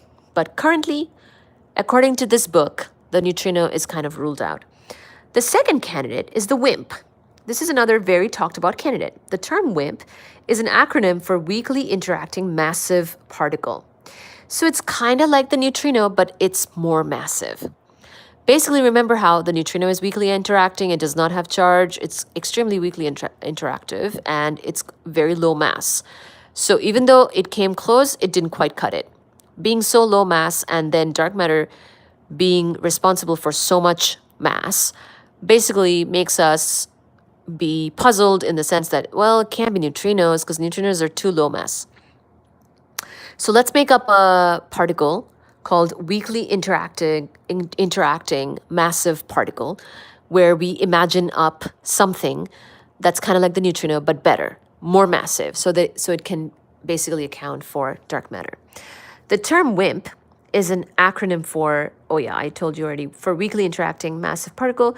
Supersymmetric extensions to the standard model of particle physics predict massive particles that interact only through the weak nuclear force and through gravity, of course. Think of them as obese cousins of neutrinos. Particle physicists give these hypothetical particles names like photinos, gravitinos, axinos, neutrinos, and gluinos. However, since they are massive and weakly interacting, astronomers lump them all together under the generic label of weakly interacting massive particles. So in particle physics supersymmetry, or SUSY type of theory, basically particle physics allows for some extra particles. Some of them are hypothetical, but basically particle physicists think that there could be these supersymmetry allowed hypothetical particles called photinos, gravitinos, gluinos, etc., etc. But basically all they are is weakly interacting massive particles, or WIMP, but sort of also they conveniently are a type of thing that would, it's almost because of necessity. Necessity is the mother of this invention called WIMP, which we also haven't confirmed yet. So whether there is such a WIMP or a bunch of WIMPs that make up dark matter or not is still a question. We do not have the answer to that question yet. But you can see how they're thinking. They basically thought it was neutrinos. Once the neutrino became too low mass, now they think, well, why don't we hypothesize a particle that is more massive, but kind of like the neutrino, that it's weakly interacting. So, people are trying. It's fine. It's fine to come up with a theory and hypothesize and try to test it and all that stuff. And that's basically the dark matter story. So if you have any ideas, you can throw it out there too. So this candidate, let's talk about it a bit more. Although WIMPs have been searched for in particle accelerator experiments, so I mentioned how there are lots of experiments now, particle accelerator type of experiments as well, they have not yet been found. So WIMPs, unfortunately, too bad, so sad, WIMPs have also not been found yet. Of course, since their predicted rest mass is quite large, Typical numbers are around 100 times the mass of the proton. You wouldn't expect to produce them in the current generation of accelerators. However, the Large Hadron Collider at CERN is expected to search for supersymmetric particles with thousands of times the mass of the proton. Other experiments are searching for WIMPs in the same way you detect neutrinos, by building a really big detector and waiting for those very rare interactions mediated by the weak nuclear force. So far, there exist only upper limits on the WIMP interaction rate, but the search goes on. So people search for WIMPs. Basically, having an experiment or designing an experiment that is a search of some kind is very common now. It's definitely a particle physics-y type of thing to do. I myself worked on a search, or two actually, for my PhD. Basically, the particles, whether real or hypothesized, that are weakly interacting, as mentioned here in this book, are very difficult to detect. So you have to make some very clever detection methods and techniques and detectors to measure them. And you have to basically design these big experiments, intricate experiments, to try and measure their very rare interaction.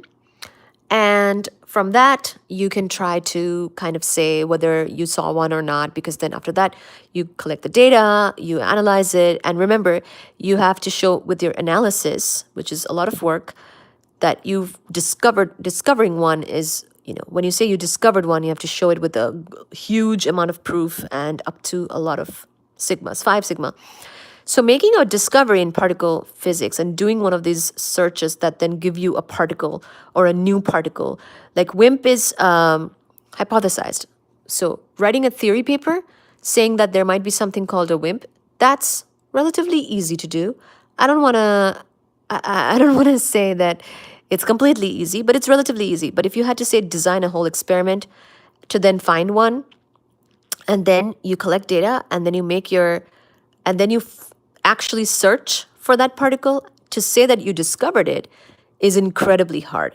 So most of the time, these experiments actually do not yield any direct discoveries. They yield sort of limits of what you did not discover and how that constrains your theory. So this is the name of the game. Most particle physics experiments don't actually lead to a particle discovery. That's actually very hard to do. Some experiments are very depending on which experiment and what they're trying to do, they can detect a number of particles. So for example, in the game of neutrinos, I mentioned even discovering neutrinos, which is a known particle. At this point, neutrinos are real, right? They're not just a hypothesis. But building a detector that can catch neutrinos, depending on which type of neutrino, which energy neutrino, is incredibly difficult. And then saying with a lot of confidence that you actually saw a neutrino because of their weak interaction is incredibly difficult. So in the field of particle physics, or particle astrophysics, really, in the realm of particle astro, because there's particle physics experiments too for sort of like solar neutrinos. So I'm not talking necessarily about the solar neutrinos at this point. In the context of WIMPs and this particular topic of astrophysics and cosmology, I'm talking about neutrinos that are coming from, say, extragalactic astrophysical sources, like, say, from a gamma ray burst or something, right? Those neutrinos are very, very, very, very, very tough to detect because, first of all, we're rarely going to be hit with such a neutrino, and on top of that, we have to detect it, which is very difficult. You need a larger flux of them to be able to detect them. It's not like the sun, right? The sun is a big producer of neutrinos. But if you're interested in neutrinos not from the sun, then actually the sun is a source of noise for you. And you don't want those neutrinos. You want a different type of neutrinos. So it can be very difficult. Personally worked on this, so it's very rare to find one. And then on top of that, and I should just say that it's rare to find one depending on the energy regime that you're working in. So if you're looking for a more rare, more energetic neutrino, it's going to be harder, okay? So it just depends. So depending on how rare of a neutrino you're looking for, it can be very difficult. So same thing goes for the WIMP. Basically, if you're saying the WIMP is very rare, even though it might make up dark matter and it's a good candidate for dark matter, blah, blah, blah, blah, blah. Just like how the neutrino experiments are really difficult and finding astrophysical neutrinos is not a joke, same thing with the WIMPs. They make these experiments and they do want to detect them, but you never know. But also at the same time, it's all good because they will set limits or constraints on existing theories of what they're expecting to see. Or sometimes, after doing enough experiments, you can actually rule out a type of candidate or a theory.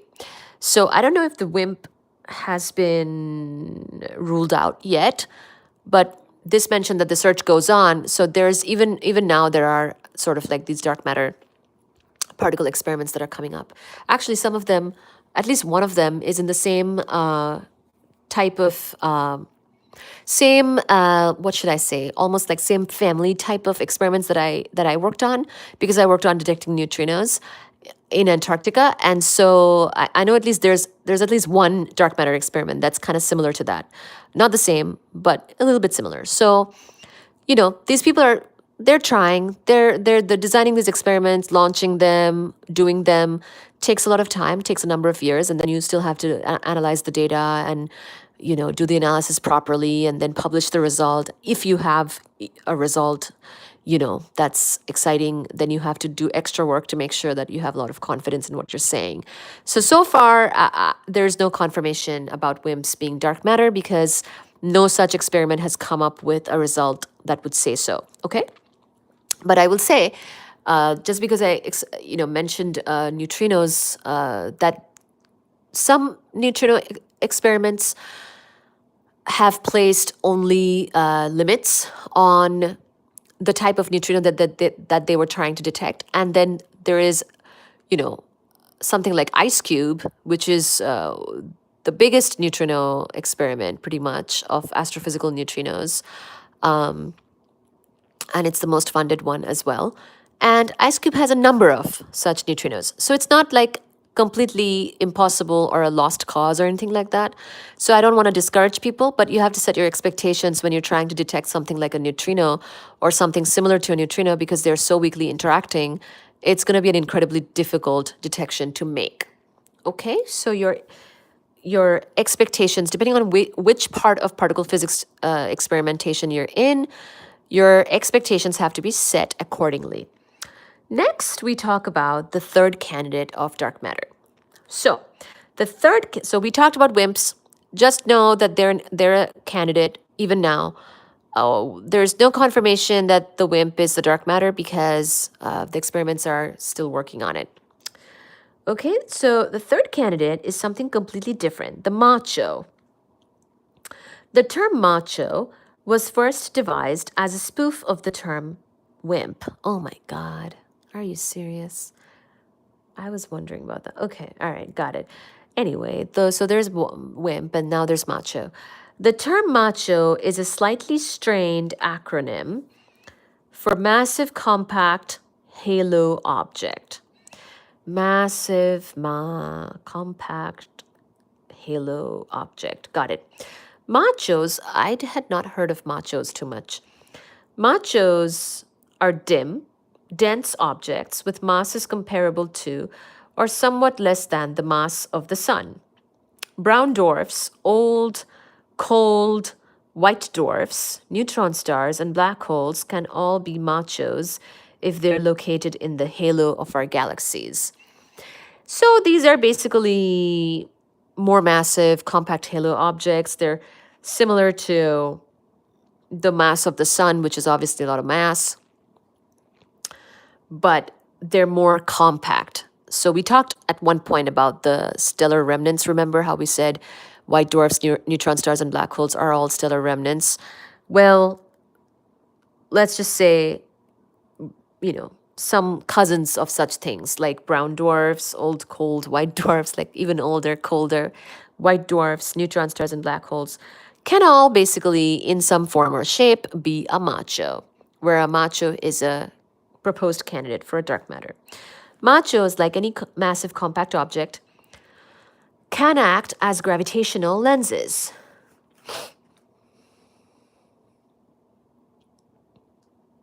Oh, look at this picture. Oh, this is interesting. Look at that. Here's the Earth.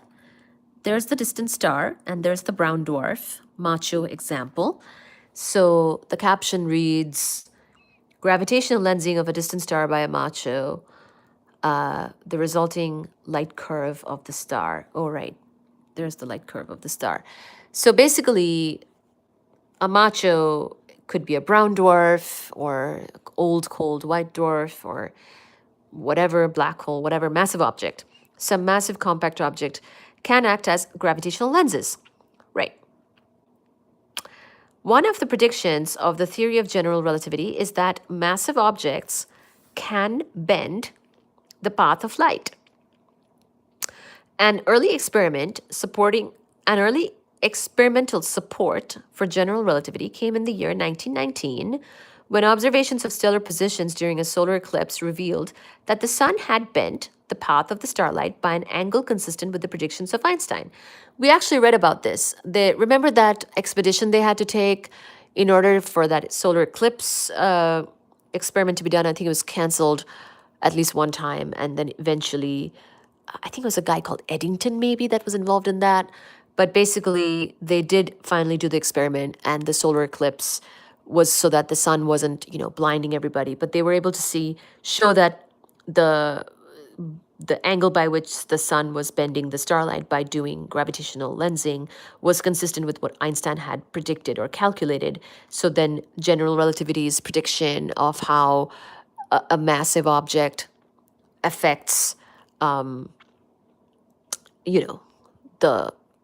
something like even the path of light by bending space-time basically is real. Whatever the general relativity had said was real. This was one of its predictions, basically one of the results of general relativity. So they're now considering the MACHO. Oh my God, I almost closed the book. So because massive compact objects bend light, they can act as lenses, making distant stars appear higher in flux than they ordinarily would. Oh, how interesting. So basically they're saying maybe there's like a MACHO between, and this is in the dark matter concept, or context rather. I wouldn't call a brown dwarf a MACHO if I wasn't made to. But in this chapter, since we're considering dark matter candidates, we're calling them MACHOs because that's what the people named them. Basically, they're saying, we are on Earth. We are measuring distant stars' luminosities. There could be a brown dwarf or a black hole or something between us and those stars, sort of, towards that part of the galaxy or something. And because of gravitational lensing, maybe they are making the distant stars appear higher in flux than they ordinarily would. Suppose that a compact object, the lens, moves directly between us and a distant star, the source, as shown in this figure I just showed you. As the lens moves toward the source, oh, right, like this. As the brown dwarf in this case moves towards the source,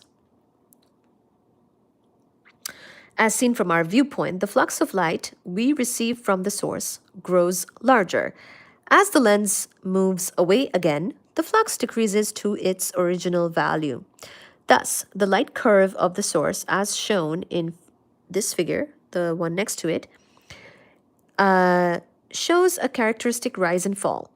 If the lens is a stellar mass MACHO and the source is a star in the Magellanic Clouds, so the Magellanic Clouds is a well-known spot in astronomy, for example, then the rise and fall typically occur over the course of a few weeks. And there's a footnote with this. One scientifically exciting application of gravitational lensing is the search for exoplanets around lensing objects. If a planet is orbiting the lensing object, ooh, this is cool. If a planet is orbiting the lensing object, then it's possible, if the geometry is right, for the gravitational influence of the planet to perceptibly change the shape of the light curve of the lensed source. Using this technique, exoplanets less massive than Uranus and Neptune have been detected. So exciting news on exoplanets. This same sort of technique where you're using gravitational lensing, where a massive object can basically change your perception of light, the light curve, the light you get from the lensed source. If there's a gravitational lens in the form of, say, an exoplanet or some other compact object or something, anything, then you'll see the difference in the light curve from that particular source. So this is another way we can actually measure exoplanets around other stars and things like that in the search of exoplanets, especially in the search of Earth-like stars, actually, or sorry, Earth-like planets, because people look for aliens and stuff. So that's actually how they look for exoplanets. One of the ways is that they might look for other stars, sort of like our sun, or maybe even other types of stars, probably kind of like our sun, and then they look for exoplanets in this way that we just described. But that's not the topic right now. We can talk about exoplanets some other time. Lots of exciting updates in exoplanets, of course, have come out as well recently. And whatnot, using this exact gravitational lensing topic. But basically, they're thinking that if this lens thing was happening, the light curve of the source shows a characteristic rise and fall. If the lens is a stellar mass MACHO and the source is a star in the Magellanic Clouds, for example, then the rise and fall typically occur over the course of a few weeks. So they're even predicting how long it would take and everything like that. Research groups have carefully monitored the brightness of stars in the Magellanic Clouds, hoping to catch MACHOs in the act of lensing. Although lensing events have been seen, there turn out to be fewer MACHOs than are needed to contribute all the dark matter. Only around 20% of the dark matter in the halo can consist of MACHOs. There's still plenty of room for WIMPs in the galaxy, or other things, whoever, So that's that part. This is it. Those are the 3 dark matter candidates described in this part of this chapter, which I thought I would cover with you here. Basically, they considered neutrinos as a candidate because neutrinos are weakly interacting. Unfortunately, they're also very low mass, though, so they don't think it's that. They considered WIMPs. These could be weakly interacting particles, but just more mass than the neutrino, or just a lot of mass, maybe even. And they're arguing that such particles may even be allowed by supersymmetry or SUSY theories of particle physics, but these do have to be detected and discovered in our experiments in order to say that they are a thing, for sure. And also a lot of dark matter experiments done kind of similar, maybe even to the neutrino experiments. Those all searches are still going on. We don't know if WIMPs are really a thing or not. And lastly, they considered MACHOs, which would be the types of, because I think this last one was a good consideration because you're talking about all these, large distances away type of effects. For all you know, there could be more compact objects or more objects out there in the halo of the galaxy where they think all of the dark matter is. Because remember that orbital speed curve was especially deviating after a certain distance from the galactic center, right? So they expect all this extra mass to be sort of in that halo region. And so they considered maybe there is some compact object over there which we could catch the existence of through gravitational lensing and see if that's what's contributing to dark matter. But they found such things, but didn't really fully come close to being able to account for the amount of dark matter that you would need. But I think these are all good candidates. They're all, I don't know how much they're all being considered still. This book is not that old, but that's to kind of give you a flavor for for the types of things that people thought about in terms of what could be dark matter. So I think that's all I'll say on the dark matter candidates for today. I might summarize this and add a little bit more to this next time as well. Today, I'll stick around and chat a little bit more in case people have questions or anything like that. And I'll just finish up. I'm looking at the next few pages of the book here. Differential rotation of our galaxy. At some point, I'm going to get some slides ready which can summarize this a little bit better. Proper motion. Because in dark matter talks, people actually would probably start with all of the evidence that we know of for dark matter. I showed you one such evidence, and that one is shown a lot. So I think that's a good one to know about. But I'll gather some more such evidences because I feel like without that, it doesn't really make the problem real. And yeah. So we'll try to get some more of that for next time. But at least we touched on it and we got some of the context of what people consider. Look at this. Here's a galaxy or two. That's NGC 891 shown in the Large Binocular Telescope. And then there is a spiral galaxy M83. And then there is an artist impression of spiral arms in our galaxy along with its central bar.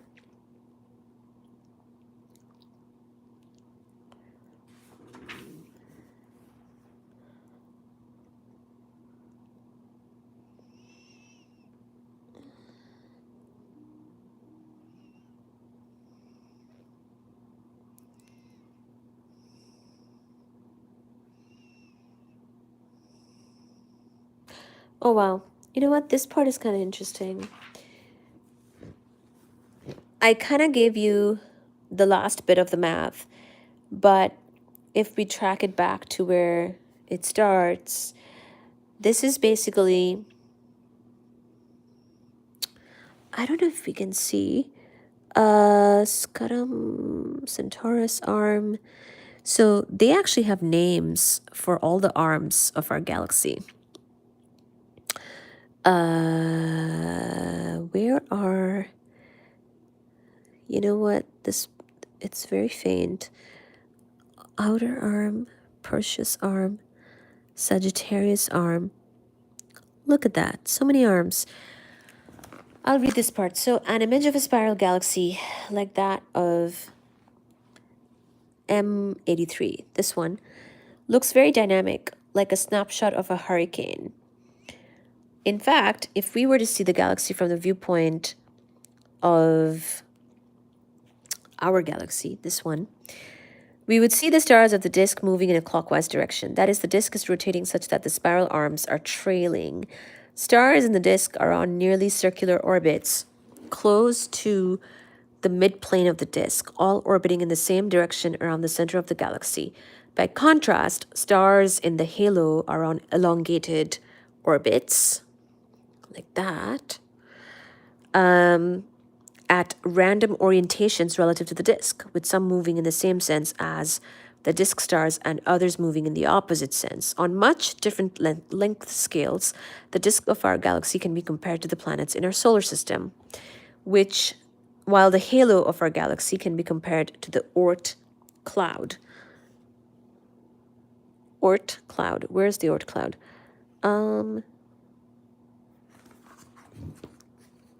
You know, I wish astronomers would tell us what things are. Where the frick is the Oort cloud in this? I don't see it yet. Oh, I found our sun. Okay. I'm sorry. Here it is. Do you see the word sun? Okay. Oh my God. It was embarrassing. It took me an embarrassingly long time. Okay, this is an artist's impression of the spiral arms in our galaxy. And you can see where the sun is. We're like right there. Then there's the Orion spur, Perseus arm, outer arm, Sagittarius arm. I don't see the Oort cloud, do you? God damn it. I don't see it. It's probably labeled. It's probably labeled, but long bar, far, galactic bar. Ugh. Okay, whatever. I don't know. I don't know what it is. It's in a parenthesis anyway. Okay, the sun's orbital. So we know that the sun is over here. See, sun right there. Oh my god, right there, right there. So the sun is obviously, kind of off to the side in our galaxy. In our own galaxy, we're not towards the center, thank goodness, because that would be, kind of close to the supermassive black hole that our galaxy has. So the sun is kind of off to the side. The sun's orbital speed around the galactic center is estimated to be 225 kiloparsec per giga year. Later on, we will discuss how the orbital speeds of the sun and other stars are actually determined. So we know, I mean, we go around the center of the galaxy. We go around the galactic center, the solar system, us, because we're not at the center. We're going around it. And there's a supermassive black hole at the center of our galaxy, like many other galaxies too. So we know our orbital speed. It's not very high, but kind of high, I guess. Whatever, it's some number. Later on, we'll discuss how the orbital speeds of the sun and other stars are actually determined. For now, let's just consider the implications of this orbital motion. The distance of the sun from the galactic center is 8 kiloparsecs. So we kind of mentioned this earlier, that R naught that we were seeing in the equation was R naught, was 8 kiloparsec. If we make the approximation that the sun is on a perfectly circular orbit, we find that its orbital period is 0.22 gigayears. During the sun's 4.6 gigayear lifetime, I kind of hate this word gigayear, 10 to the 9, so that's a billion, got it, okay. Giga, capital G, year, means giga year is 10 to the 9 years, got it. During the sun's 4.6 gigayear lifetime, it has gone around the galactic center just over 20 times. Not very many times. In some sense, the sun is no longer a teenager. So basically, the sun's age is that it is like 20, because the sun is also going around something, and we age according to going around the sun's age according to going around the galactic center. The sun might just say that I'm not 4.6 billion years old, I'm only 20 years old because I've gone around the galactic center only 20 times, so I'm young. And it's true, the sun is very young, our sun. To find out how much mass is inside the sun's orbit, we may use Kepler's third law. So, given by that. So, we know m sun plus mg is equal to a cubed over p squared, where mg is the mass measured in solar masses inside the sphere of radius r naught. That's 8 kiloparsec, centered on the galactic center. And we have numbers for the other things too. Strictly speaking, it must be confessed, we can only use Kepler's third law if the two bodies involved are spherical. Since the matter distribution of our galaxy is flattened, the mass mg computed from this equation will be slightly inaccurate. Still, it will be good enough for the first estimate. Since the mass of the galaxy is much greater than the mass of just one star, we may assume that mg is much, much greater than m sun. And we get an approximation that is mg is around 9.3 times 10 to the 10. Yeah, 9.3 times 10 to the 10 m sun. 93 billion solar masses. So that's what that approximation gives us. 93 billion solar masses is a lot of matter, especially when you consider that the total luminosity of our galaxy is merely 93 billion solar masses is a lot of matter, especially when you consider that the total luminosity of our galaxy is merely 23 billion solar luminosities.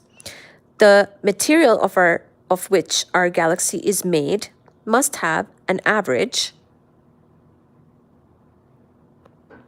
Hi, 4. How are you?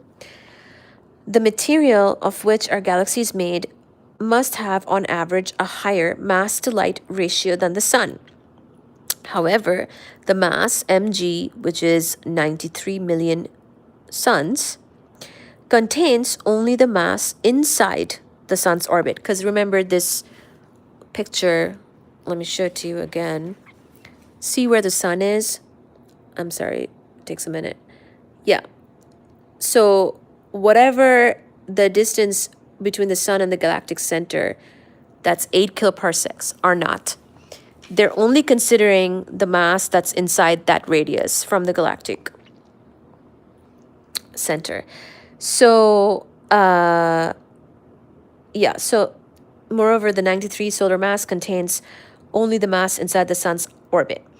The mass outside the Sun's orbit has no net effect on the Sun's orbital motion, assuming that it's spherically distributed. Right. For stars and gas in the disk of our galaxy to be on stable circular orbits, we require that equation I said earlier, V of r squared is equal to, or over r is equal to gm of r over r squared. So where V of r is the orbital speed of a star on an orbit of radius r, and m of r is the mass inside a sphere of that same radius r centered on the galactic center. So kind of like what we just did for the Sun, but now we're considering orbital speed of the stars, at some radius r from the center of the galaxy, and m is all of the mass that's inside of that sphere of that same radius r. So we can thus determine the mass m inside a star's orbit from its orbital speed, v. Same thing like this, what we just kind of did. We are now determining that mass m. Most of the galaxy's luminosity is provided by the disk, whose brightness falls off exponentially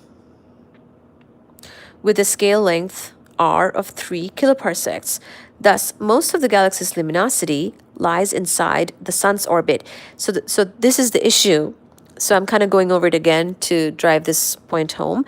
Basically, because I did not mention the first part first, which is that they know that most of the galaxies, they kind of know what the galaxy's luminosity is. And they know that the luminosity is provided by the disk whose brightness falls off exponentially with a scale length of r around 3 kiloparsecs. So at around that. So thus most of the galaxy's luminosity, and because the Sun is at 8 kiloparsecs from the galactic center, most of the galaxy's luminosity lies inside the Sun's orbit. If most of the mass lies inside the Sun's orbit as well, because that's where most of the luminosity is, we would expect the mass to be around a constant for when r is greater than r naught, and hence v would be going like that r to the minus 1/2. So basically they're saying if most of the luminosity comes from inside of the orbit of the Sun around the galactic center, then we would expect most of the mass to also lie inside of that same region of the galaxy. And if that were to happen, if most of the mass of the galaxy does lie inside that Sun's orbit, then we expect a certain behavior of the orbital speeds, because we can put that back into the equation. Observations of stars and gas clouds, but then, so actually, all of this is to say that it's hard to say exactly what the mass of the galaxy is, right? We can't go and bookkeep every star, every little thing in the galaxy and be like, what's your mass? What's your mass? It's not like everybody, it's not like they weigh you before you go on the airplane or something for the whole galaxy, right?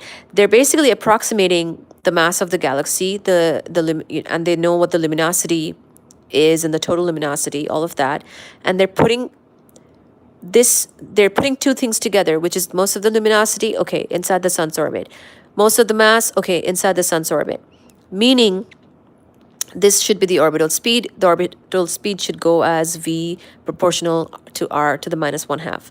But then they put that on a graph like this, and it does not agree. That's the issue. That's the issue. So Keplerian, if Kepler stuff was being followed, then you would get something like that. But that's not what the observation is. So they expected something and they observed something else. That's the issue. And that's what gives us this theory for dark matter, or the need for dark matter. So anyway, observations of stars and gas clouds in our galaxy reveal that the orbital speed v in the disk does not fall off with distance from the center. Instead, so this is actually very perturbing. Once you put all of this together, like they were expecting that, like, heck, you know, because they know luminosity, they're thinking pretty much all the action is within the orbit of the sun. Where we are in the galaxy is like 8 kiloparsecs from the center, galactic center. They're thinking, well, most of the stuff is within that because we know things about the luminosity, etc., etc.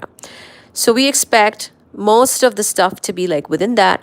And so then we expect things to slow down when you go farther and farther away from the galactic center. The orbital speeds of gas clouds and stars that are farther away should be going down, should be dropping. If they were like the true Keplerian orbits, which is what we know and love.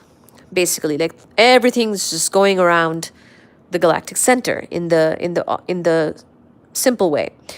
But anyway, observations of stars and gas clouds in our galaxy reveal that the orbital speed v in the disk does not fall off with distance from the center, which is a huge blow to everything we know, because we expect from the pure Keplerian classical mechanics type of stuff and what we know about the mass and the luminosities that most of the things are within 8 kiloparsecs.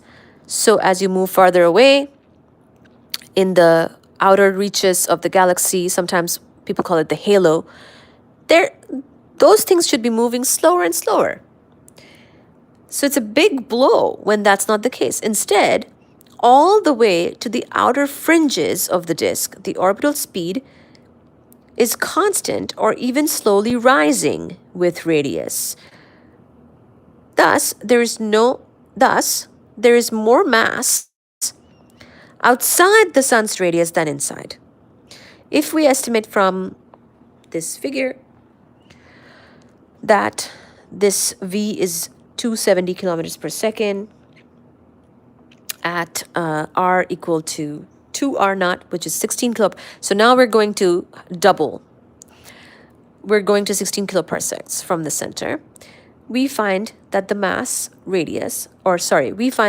inside that radius, so within 16 kiloparsecs. So we found that within 8 kiloparsecs, we got 93 billion solar masses, right? When we go to 16 kiloparsecs, we find that the mass inside that radius, because of the orbital speed, like now people are like shook that the orbital speed did not drop as you go towards the far reaches of the galaxy, as you go towards more outer parts of the galaxy, away from the center. The orbital speeds are constant or even slightly rising. So they're shook to their core that, oh my God, why are they rising? You know, but let's say at this distance, if the orbital speed is that, well then, because of that equation, every time you get a speed and a distance, you can put that into the equation and get the mass out. So now they have a mass of 2.7 times 10 to the 11 solar masses for that particular distance with that orbital speed. So, since v is roughly constant outside the sun's orbital radius, the mass must increase as m proportional to r, implying an average mass density rho proportional to r to the minus 2 in a region where the luminosity density is plummeting exponentially. So where the luminosity density is plummeting exponentially in the outer reaches of the galaxy, they found that the mass density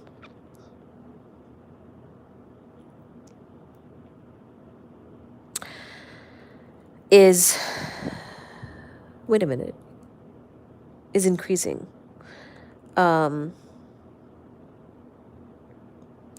So this was very troublesome, basically. Indeed, this gave people a shock because they were like expecting things to slow down as you went farther and farther away from the galactic center, not for things to stay constant or even slightly rise in their orbital speeds. So, sometimes I see people wondering if the equations were right and whatnot. So feel free to check these yourself. Basically, according to a lot of this is not the most complicated, actually, equations wise. They basically expect, they know Kepler's laws, they know how to approximate and know like what mass, based on their luminosity observations, they kind of know what's at what distance of the galaxy, at what particular orbital radius, how much mass is there. And basically to find the orbital speeds, really it's this curve. The main thing was this curve.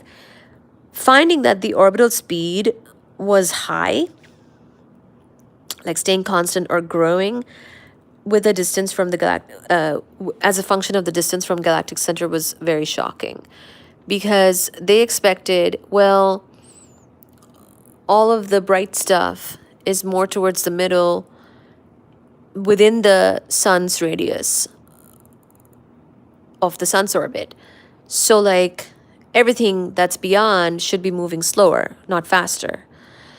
And when that didn't agree, people were really shook. And people were like, oh my God, is there more mass than we thought? And, the luminosity is going down exponentially here. We can't see this mass for sure. It's like, where is it? The speed is increasing, suggesting more mass, but we can't see it. So they were like very shook by this, and that's why they had to come up with a name for that, and it was called dark matter. There must be some matter there, and it's dark because you can't see it. The luminosity density plummets exponentially while the obtained mass density increases. So anyway, ever since this particular type of discovery, there has been we should find more such examples, but basically they have found more and more like large amounts of dark matter in the halos of galaxies, and that's like a real issue. People did not think that, this would be, they were not expecting, because it's dark, right? Because they can't see it. Like pretty much what we know is what we see. If we see bright stuff, we know it's there. If the stuff is not bright, we don't know it's there. So when we see a bunch of bright stuff, we expect all the mass to be over there where it's bright. But when we don't see it, we think there's nothing there. But it turns out that indeed there might be more mass. So, this is the basis of dark matter.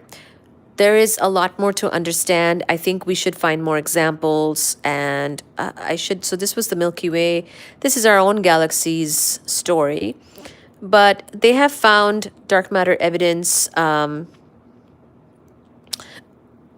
have found it with other galaxies too. And the people who are the dark matter specialists, they really have they work with other galaxies, and they have a lot to say about other types of galaxies as well, dwarf galaxies and things like that. So we should really look into that. Let me actually really quick see if there's a note about dwarf galaxies here. So, because something that I heard about a lot was that they were finding, okay, I see dwarf planet. There's also dwarf galaxies. So right now, actually, this affects a lot of things. This affects the very basis of, this dark matter stuff affects a lot of things.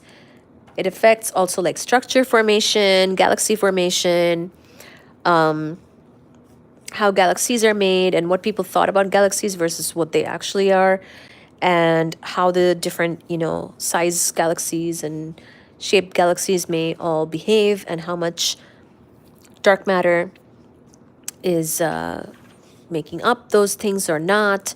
So there is a ton of questions about this sort of thing. Like, look at that. This is the large Magellanic Cloud at left, and the small Magellanic Cloud at right. So those are that.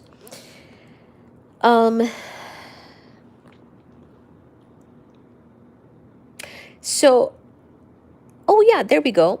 Irregular galaxies are the last of Hubble's main classes. So galaxies are also of all kinds of classes. Okay, there's not just the one type of galaxy. So I just knew that there were various categories. So let's read about that. Irregular galaxies are the last of Hubble's main classes. As their name implies, they are amorphous, lacking in regular shape. Irregular galaxies are rich in gas and dust and have copious star formation. So, depending on the type of galaxy that you are looking at as a specimen, different galaxies have different things going on. Basically, at the larger scale, how sort of structure forms and what galaxies kind of do what things is kind of different. So a nearby example of an irregular galaxy is the small Magellanic Cloud, in which there is not even a hint of spiral structure. The small Magellanic Cloud looks like an egg-shaped smear of stars punctuated with emission nebulae. Although Hubble's classification scheme is useful, it has some restrictions. First of all, due to the technical limitations of Hubble's day, it applies only to luminous galaxies with high surface brightness. The lowest luminosity galaxies are called dwarf galaxies. So this is what I was mentioning earlier. There are some really low luminosity galaxies that people have found, and that's also really important for dark matter studies. So just keep that in mind. So lowest luminosity galaxies are called dwarf galaxies. These dwarfs tend to be low in surface brightness as well as low in total luminosity. That is, the stars they contain are spread over a relatively wide area across the sky. So look at that. This is what a dwarf galaxy looks like. The dwarf spheroidal Leo 1 kind of looks like just super spread outy, right? Doesn't look like our Milky Way at all. So the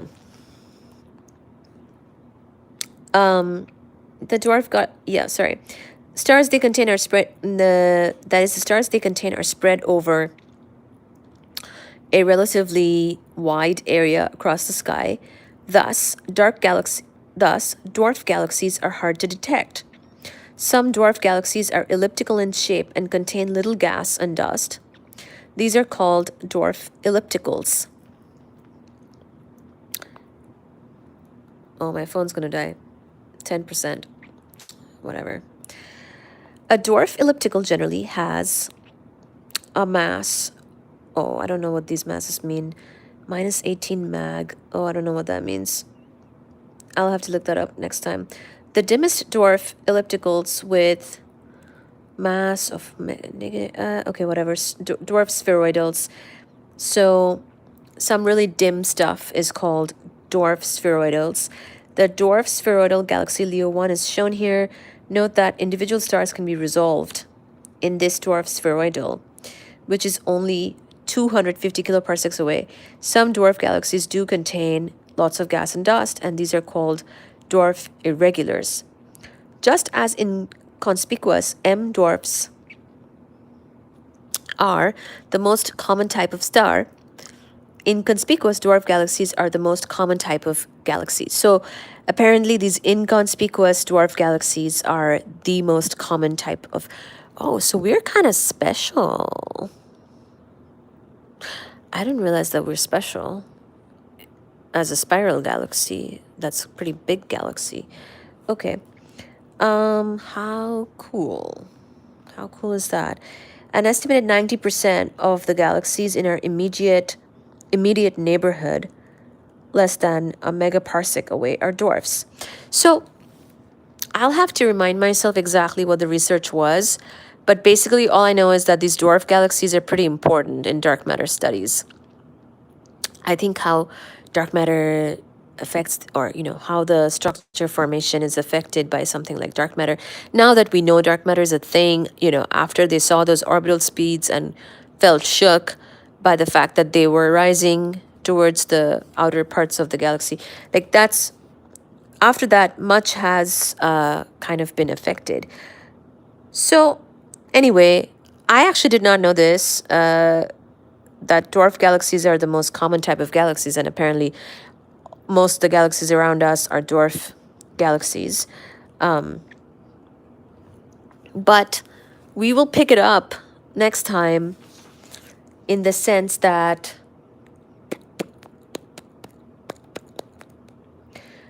I think I'll try to find some research on these dwarf galaxies and also our galaxy. Because, our galaxy is really beautiful and it seems to be very interesting too. So next time I'll pick up something, I'll pick up from this, which is that how does dark matter, first of all, more evidence of dark matter with more galaxies, and also how it affects galaxy formation and structure formation, which is like a whole thing. So we'll pick that up next time. We can continue to hang out for a bit. I gotta do the dishes. I never finished them. We talked about dark matter candidates today and a very compelling evidence of dark matter, which is often quoted, often showed, which is the orbital speed evidence, speeds of stars and gas that is towards the outer parts of our galaxy, and what was expected versus what they are observed to be kind of shocked people. So we will say more about this topic next time. Let me put the phone to charging and finish the dishes. How are you guys doing? What is the time? 2:34. Okay.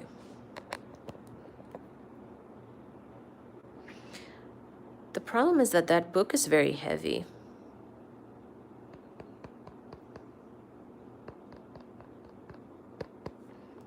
The book being heavy means that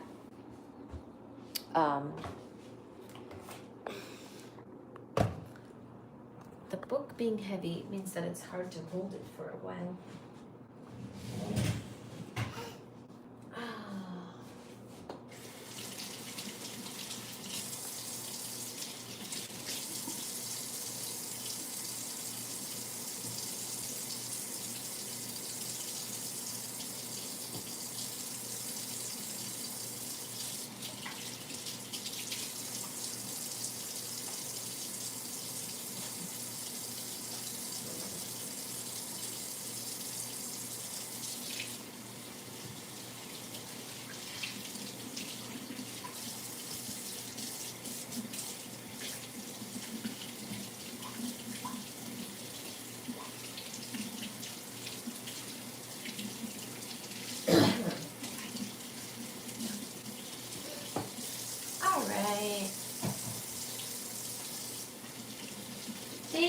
for being here. Thank you for joining.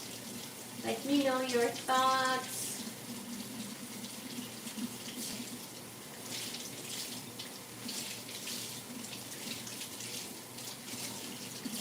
Let me know your thoughts and comments about this topic.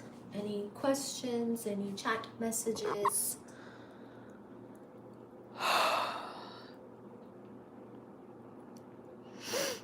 Let me know. Hi, Blue Sky. What's up? Hello. Hello, Suji. Hi, Blue Sky.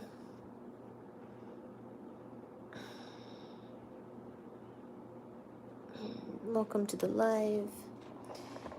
We're almost done. Just wrapping it up. But yeah, let me know any comments that you have about this topic. You can always go back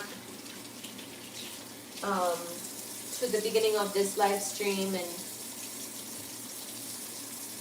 listen to what we've said today. And also, you can always go back to previous live streams to listen to what we said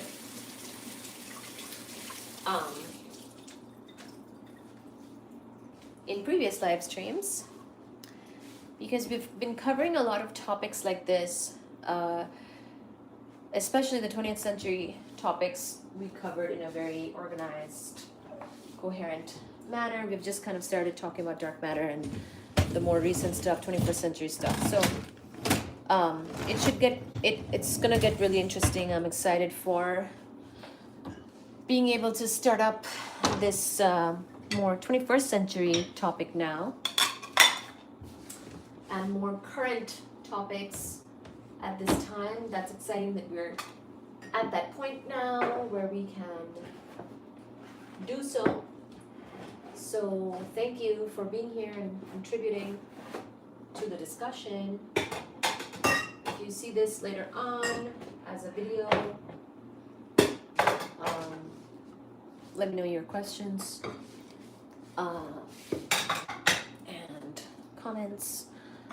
I know that some people had,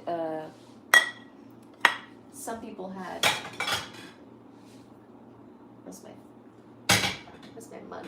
Here's my mug. Some people had made like suggestions for books as well. I think I have to go to the library and look for the God Particle book. I'm hoping that if something gives a coherent sort of discussion of the evolution of quantum mechanics and particle physics, we've kind of covered it a little bit already, but if there's something even more that we can read and learn about, then happy to include that in our... Hi, Suji. Look, Suji. Suji's right here.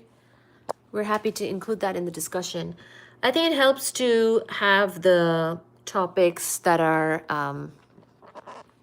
sort of read from books that are really accessible. I've been using some of the textbooks now too, because I feel like there's enough of a quorum here where people are interested in... Hi, Suji Mama. They want to get the, real information and everything like that. So I want to make sure that people are getting a good amount of value at the live streams and learning the physics topics in a way that is useful, and also the real deal, using the appropriate reference materials. But it's also nice when we use a book that is...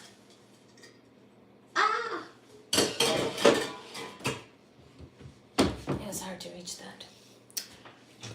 When we use a book that is, how do you say it? More digestible, more accessible, and whatnot. Hi. Hello. They want food, even though it's not really. Is it time for you to get a foodie? Oh, oh, you're so cute.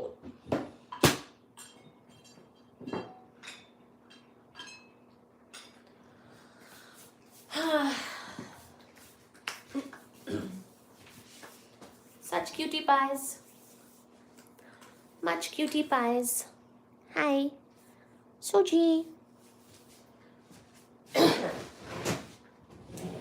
So we will definitely be covering sort of a healthy mix of both the textbook type of physics.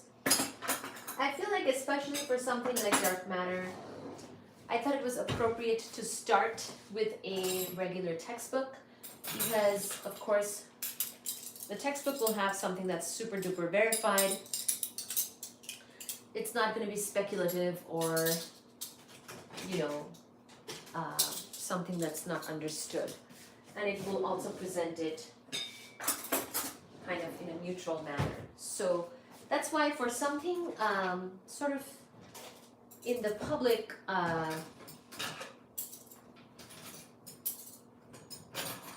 spheres, I think dark matter is kind of controversial.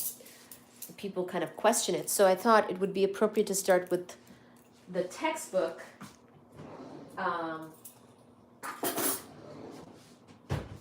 literature on it, so we understand where things stand in the proper way, and we understand our foundation properly. But we can certainly look into papers and things like that and increase our breadth on the matter, on the topic, that is. It's good to start with something basic and foundational, though.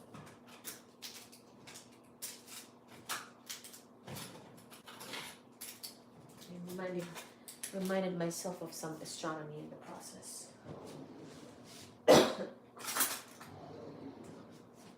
Some pretty pictures as well. I liked how the authors called the sun a 20-year-old. I thought that was cute. The sun is only 20, in the sense that it has gone around the galactic center only like 20 times. Aww, what a baby. The sun is a baby.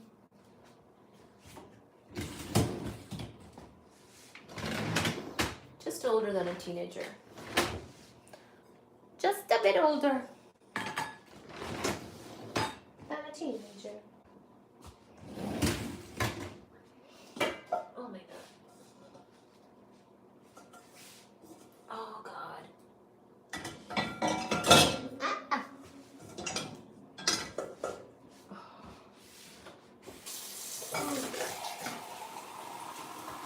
Oh. Oh dear boy. Oh dear.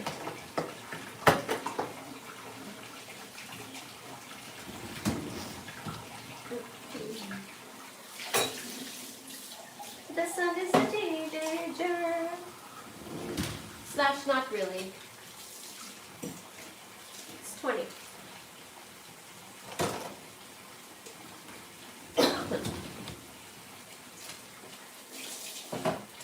Oh yeah, hi Pete. If you see this later on, thank you so much for your comments. Love to see them. I hope everything is okay in Finland. Miss you on the live stream. And yeah. I think your comments are helping with the keywords too. Because I think sometimes I'm not really naming the live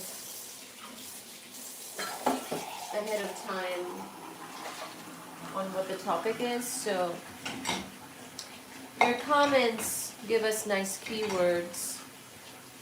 So it helps. Thank you for that. If you leave 20 comments, I will read all 20 of them. Love it. Thank you.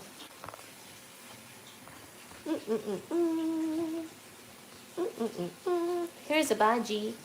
Mr. Baji. Mr. Baji, baby.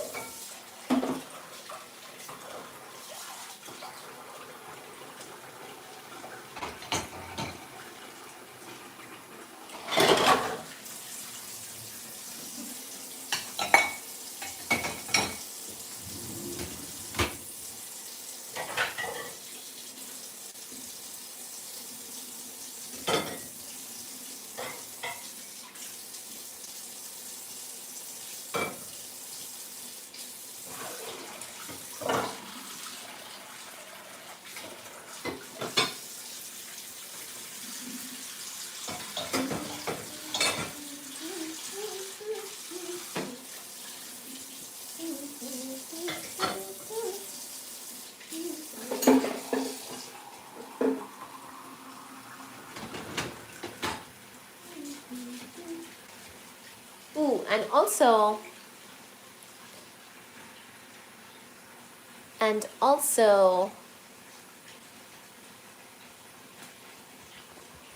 we will be live again tomorrow. Tomorrow is a very rainy day. Right. So in Boston tomorrow it's gonna rain. So most definitely we will go live tomorrow. Because if it didn't rain, I would go hiking or something. But I think it's gonna be rainy, cold and wet. So we will go live again. And I need to work on some videos as well.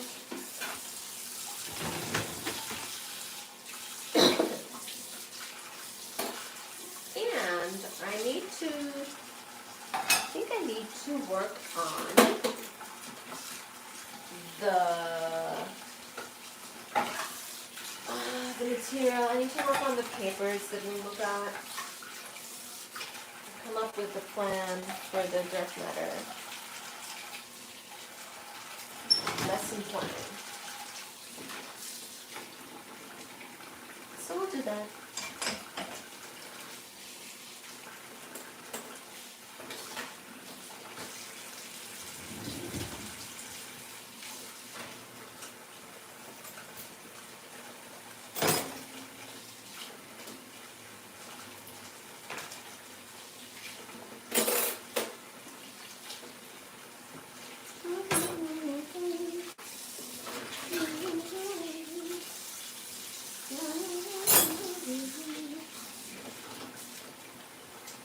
Did I tell you guys about the Castle Rock?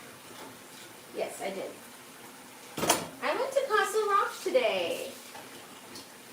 Little hike. I can't believe I made it up to Castle Rock today. And I came back. And I did stuff. And I went live. How accomplished of me.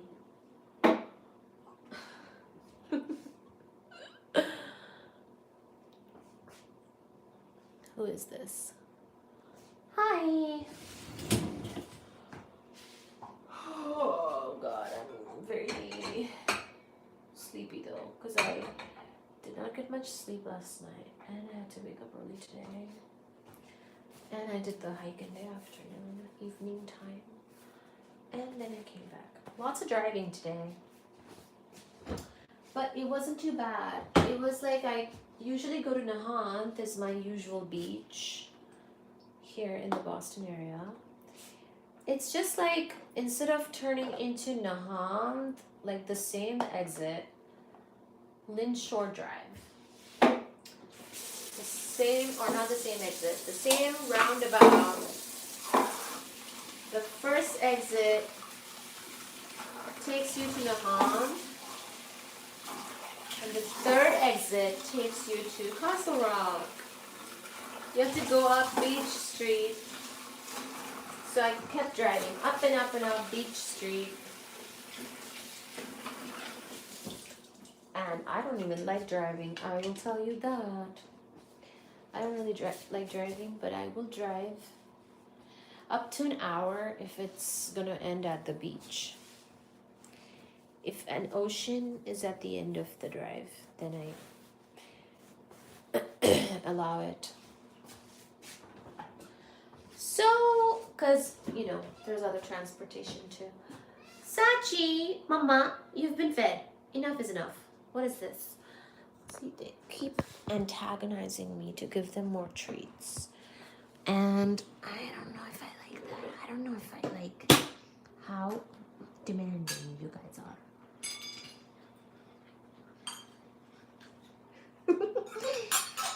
Oh, my baby. Oops. Sorry. Here you go. Here you go. Okay. Some of these bowls are old. Let me clean. Babu. Shona. Go. Eno, Baji. Olha, bawa. Here you go. Eno. You should have seen how Baji was tugging at my arm.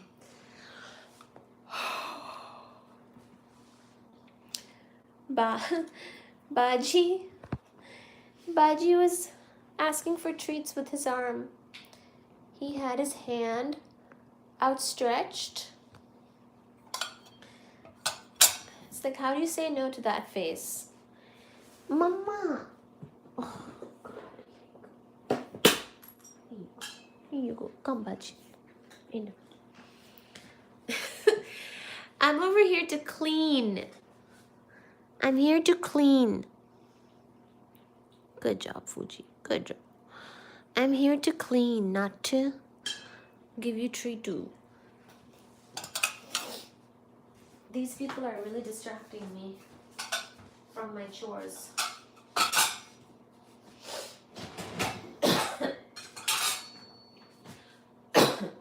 So, usually I just go take a walk at Nahant Beach. Well, by usually I mean like when I go to the beach, which is like maybe weekly, maybe something like that. So, but today I decided before the sun goes down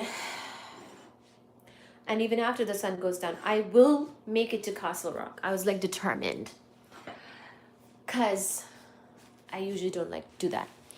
And usually I don't like driving that much, but I realized it wasn't that hard. Instead of going to Nahant, I just had to take the third exit at this same rotary and then like 5 more miles on a street called Beach Street. And then I was at Castle Rock. It was amazing. Breathtaking coastal views. So if you go to my Facebook or Instagram, I'll post over there about Castle Rock. So, yeah. I mean, I might post here too, but usually I take pictures and I make way too many reels and post photos and things like that on my Instagram and Facebook and all that. So, enjoy if you follow me on there. Okay. I feel very accomplished because I've done all the dishes. Pretty much all the dirty dishes are in the dishwasher now. And Miss Suji has... Excuse me. Look at this. So much dish in dishwasher. Baji helping. Baji helping. Dishes are in the dishwasher. Fuji, what are you doing?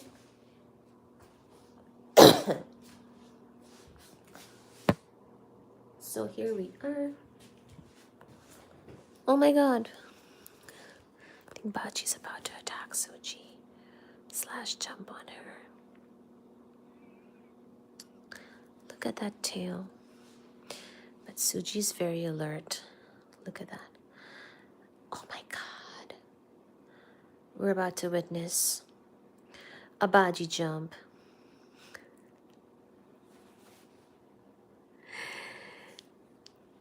Good job, Baji.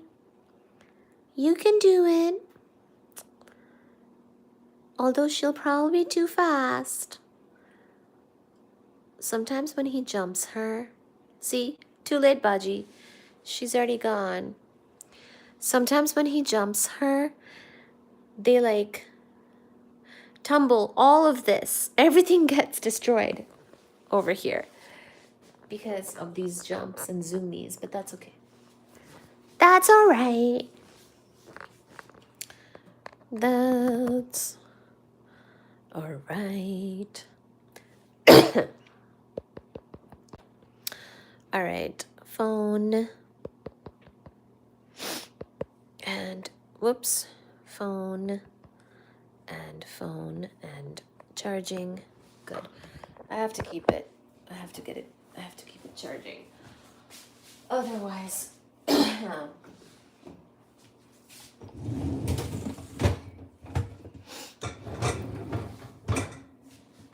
depend on my phone for too many things. I need another phone. I need a second phone. I hope that there can be a discount on Black Friday for a second phone, because I am looking for a second phone, but everything is expensive. Even the used phone is expensive.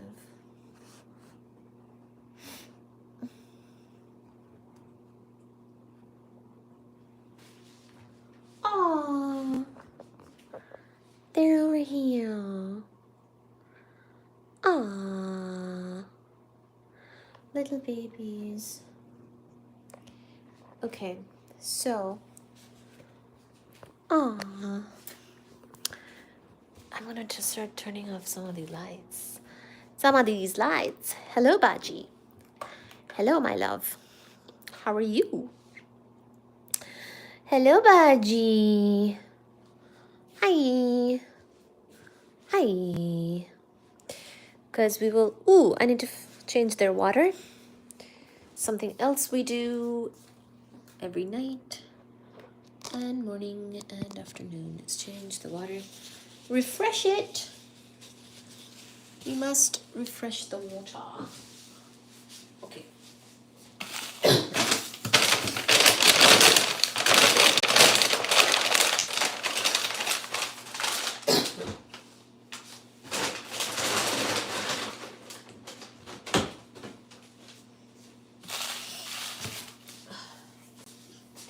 Somebody called me a physics enthusiast.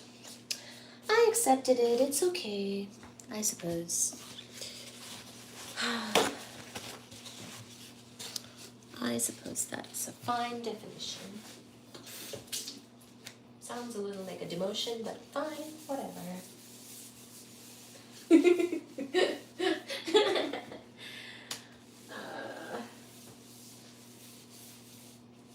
I don't really fit into a box very easily.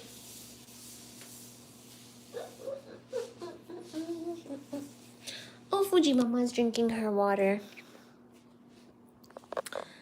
Oh, Fuji Mama's drinking her water, so I can't change it yet.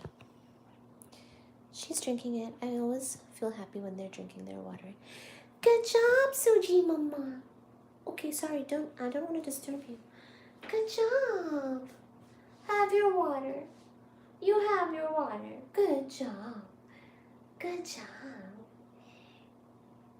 Are you done? Oh, I'm sorry. Here, let me change it. Sometimes when I refresh it, she drinks it again.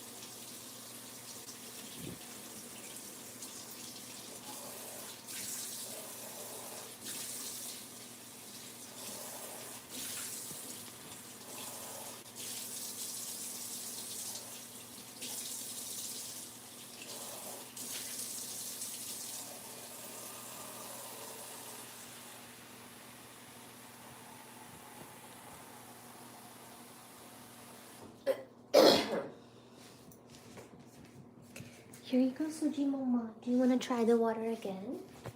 You can. Do you want to sip the wawa? Do you want to sip? It's fresh water now. Fresh. Oh, look at Suji. She's about to go for a zoom. Are you gonna have a zoomy or a bathroom time? I think Baji might have retired upstairs. Saw him go up. It's warmer upstairs. Funsky, thank you for coming to the live.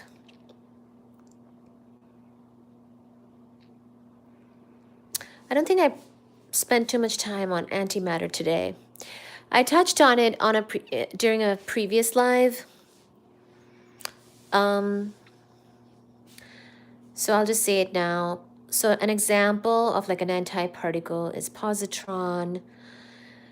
It's like the electron, same mass but opposite charge. It kind of comes out of the E equals mc squared. It's like E equals plus or minus mc squared. So it's normal for particles to have a hi Suji.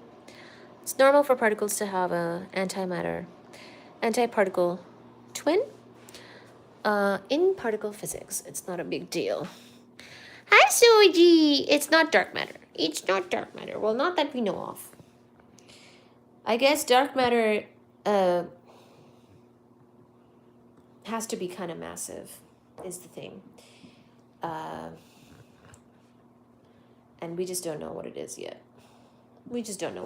We covered the candidates today. Neutrinos, WIMPs, and MACHOs. Where MACHOs are just compact objects. Massive compact objects. Massive halo compact objects, I think. They could be like brown dwarfs, neutron stars, white dwarfs, black holes, just like massive objects, which may or may not be also contributing to dark matter. Hi, Baji. Ooh, yeah. Baji just went to the bathroom, and I have been placing the little robot on a manual mode, so I'm going to have to run it right now. I'm going to have to run it because somebody just went to the bathroom. And because the same somebody messes with the little robot's cycle, automatic cycle, because he's so curious. He's curious like Einstein. So because he's so curious, he tries to mess with it when it's running.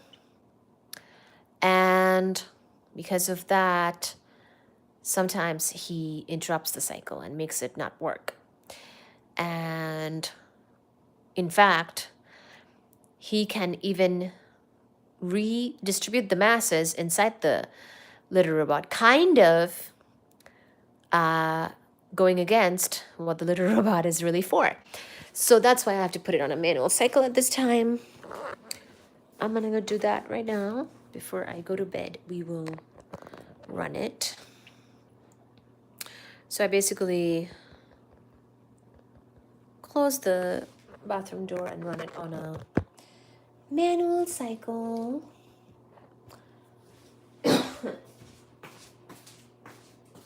Hi, Soji. Are you gonna use the bathroom? Go ahead. You go ahead. I'll wait for you.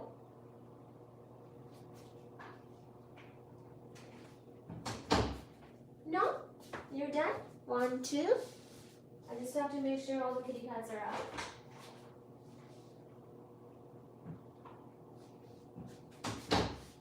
One, two, where's 3?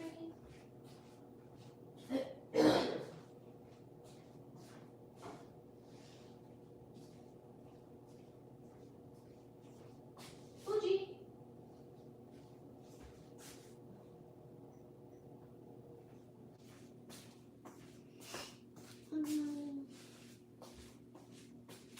It's okay, Suji.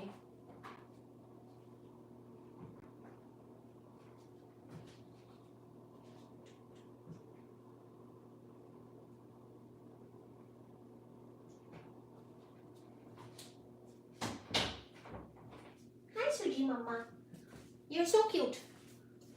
Good job, Suji. I think Suji used the bathroom and then Baji used the bathroom. So I'm going to manual cycle it. And then it shall be good for the night and they can find a clean toilet again.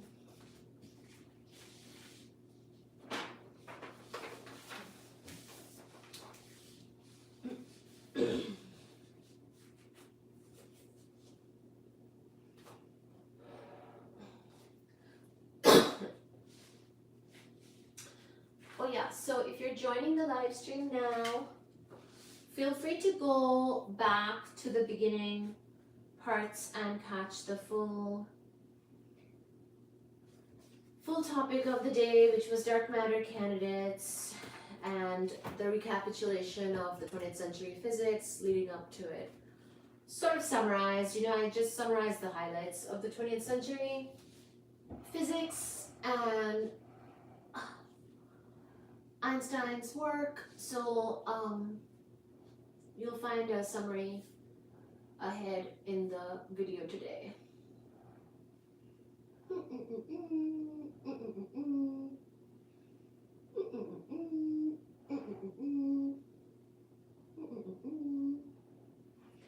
So yeah, you should be able to catch that full discussion. And also we started with dark matter and we talked about the important questions of today. Puzzles of the universe at this time. Dark energy and dark matter. Okay, I'm now looking at the symmetry of my coffee table and I'm distracted by that. Yes, I think it's good.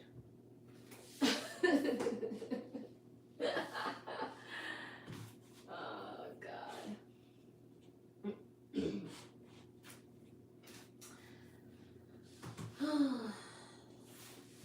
I like this book called Foundations of Astrophysics, honestly. I have a lot of faith in the authors of this book, and I think they've done a good job, and it's taught many times. So if you're learning something from this book, well, just know that all these students who take astrophysics or astronomy are all also learning from this same book. It's used as a textbook staple, so the information is a university quality information using university book.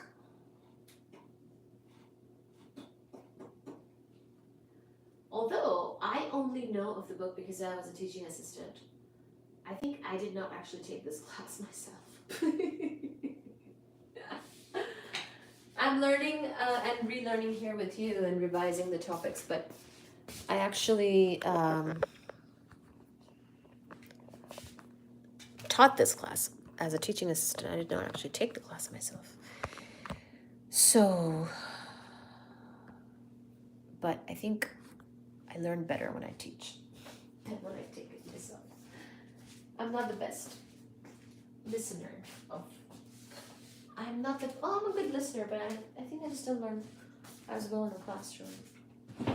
Depending on the engageability of the professor, I learn less or more.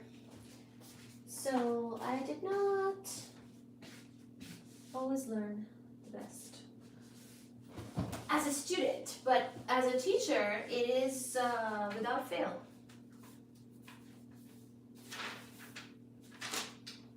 Without fail possible. Did I go live yesterday, Sunday afternoon? Yeah, I think so. Indeed, I did.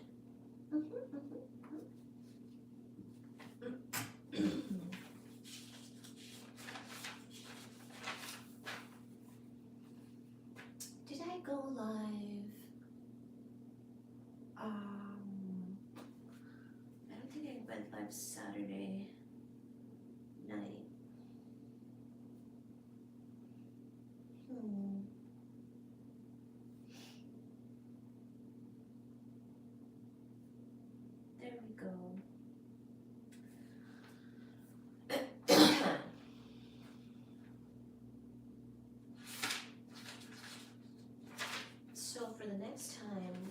talk about galaxies. I think we will talk about galaxies, dark matter in ours as well as other galaxies.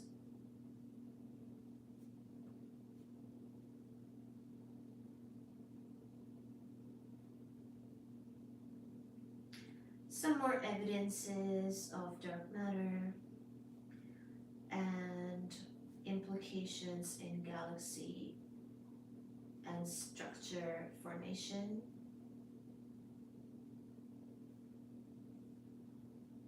In galaxy and structure formation. I'm writing this down so that I can prepare for the live.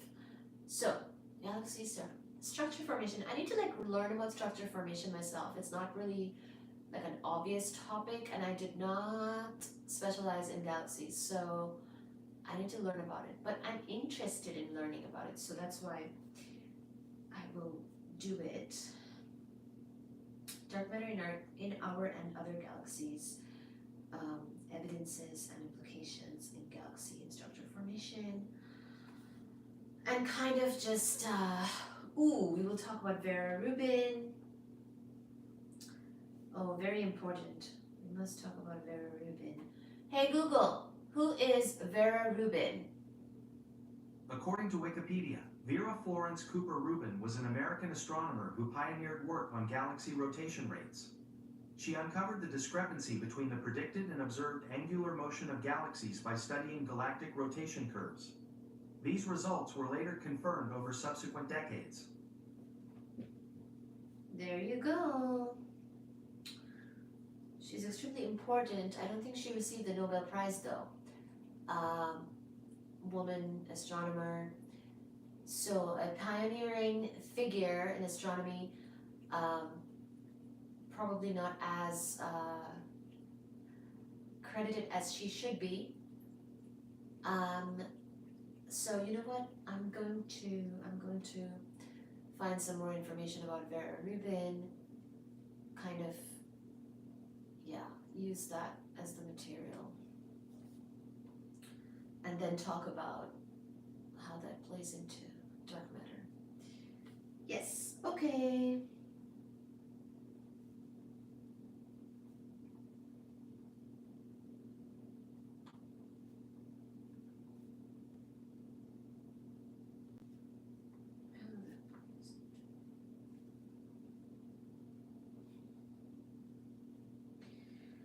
So I know we didn't really talk about dark energy today, but that's okay. So we have mentioned how dark energy came to be with the cosmological constant over 100 years ago.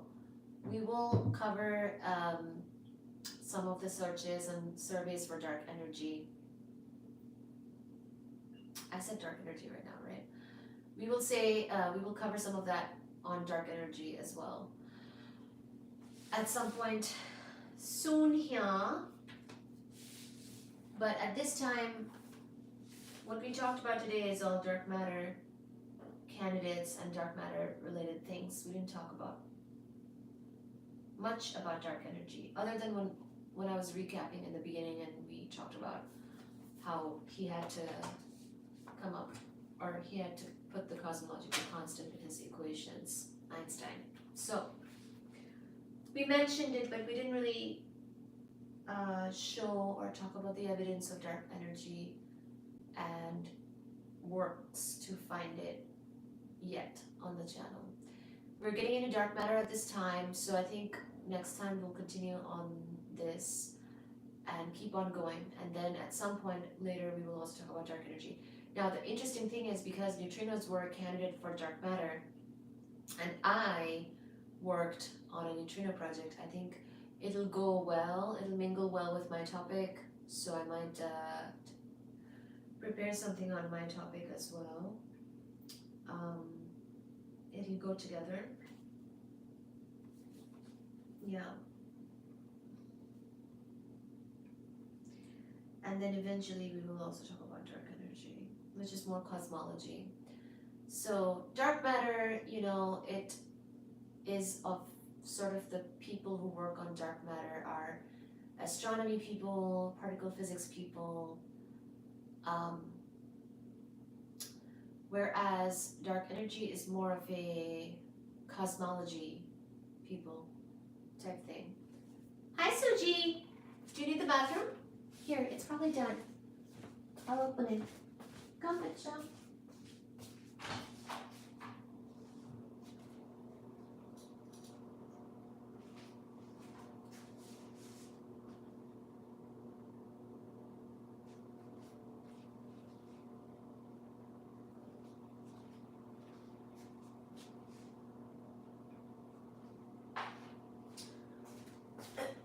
So it's kind of like two different types of people or fields when it comes to cosmology versus astronomy and particle physics. Hopefully that makes sense and whatnot. So, cosmology wasn't really a field until more recently. I think dark energy especially made it into something more, So I think, I forgot to tell you this. I also have a book on cosmology.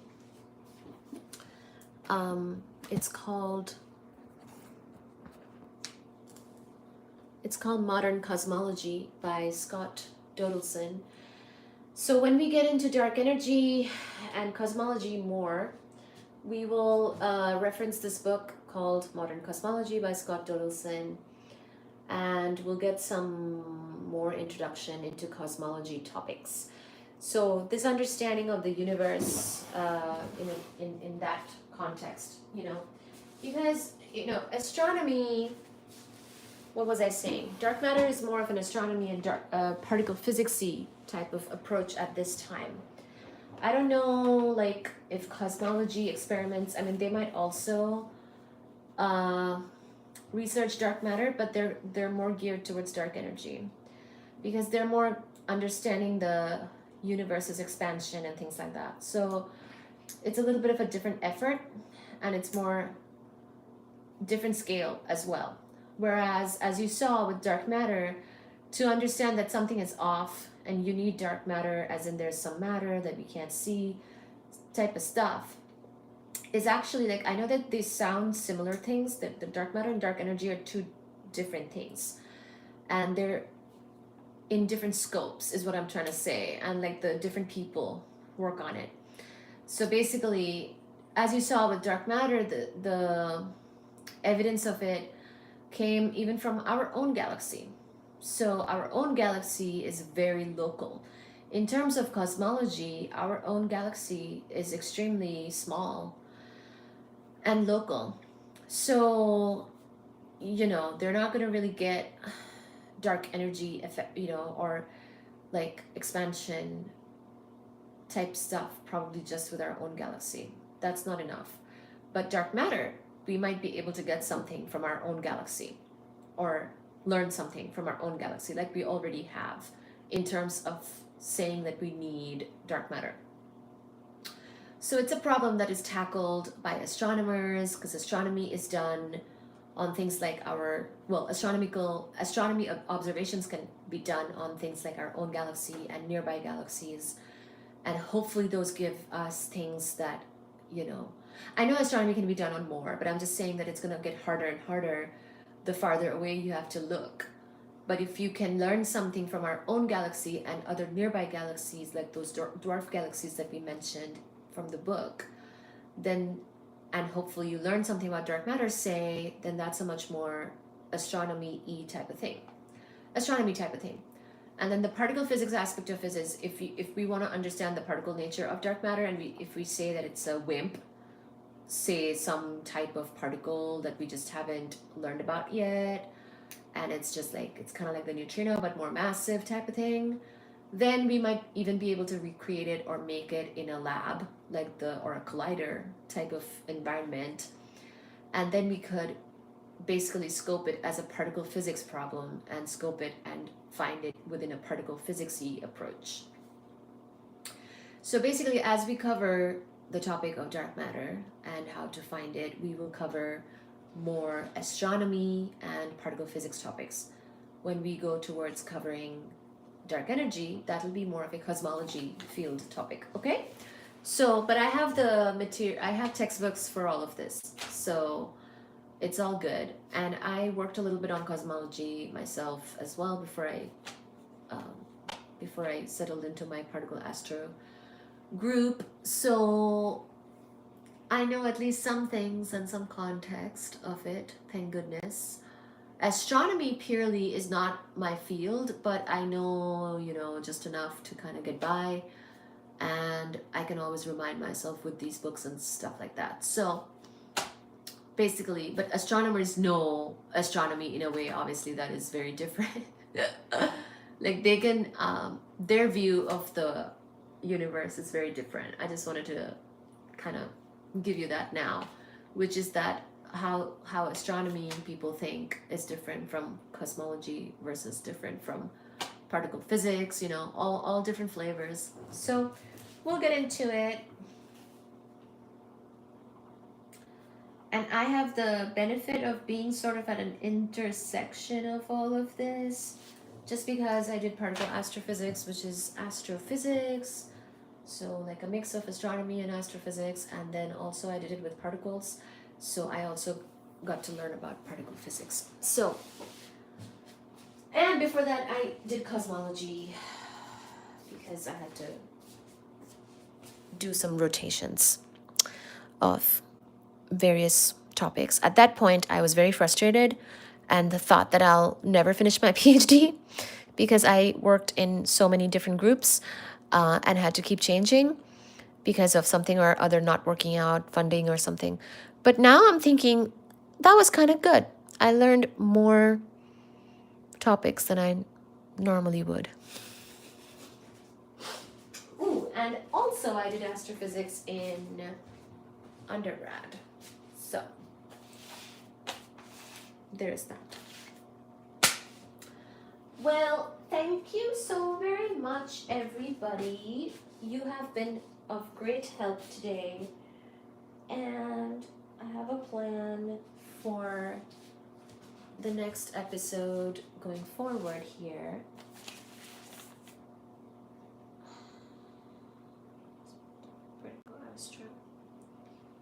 Yeah, so we'll cover it. So it'll be more particle astronomy for DM, more cosmology for DE. And cosmology, you will see, starts with a description of the universe and much more larger scale stuff. Okay? Very different than the typical astronomy approach. I'm not saying there aren't overlaps between these subfields, but you'll see how it's a very different scale and approach. Okay? It's more like what happens, like we'll start with the early universe.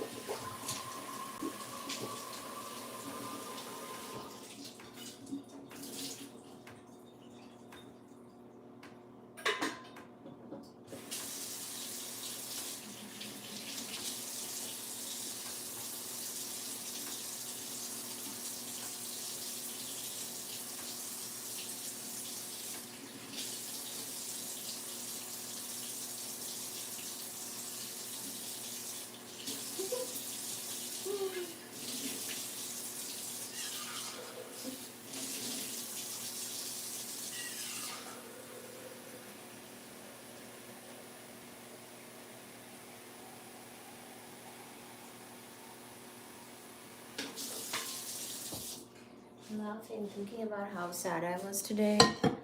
And then I talked about physics and now I'm happy. I was like really down in the dumps earlier today in the evening.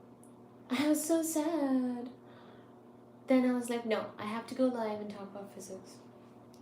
Always makes me happy.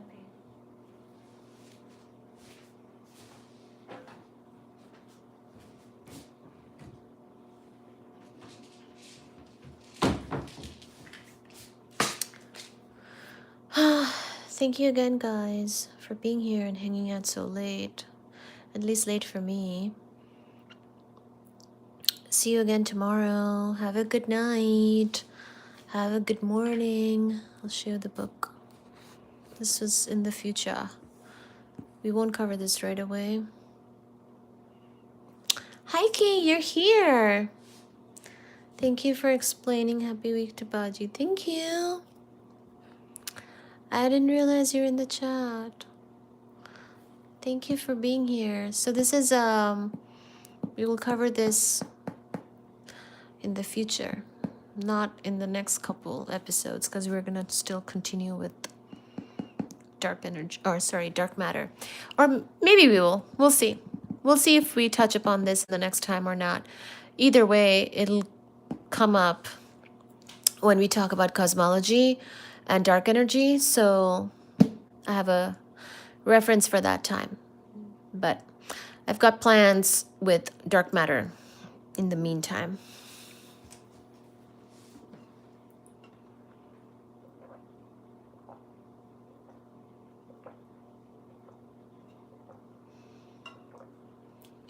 So now we've been referencing from a couple of textbooks and a couple of more popular books.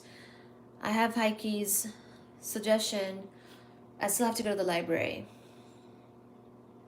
Maybe I'll go soon here. on a day when it's not raining, maybe.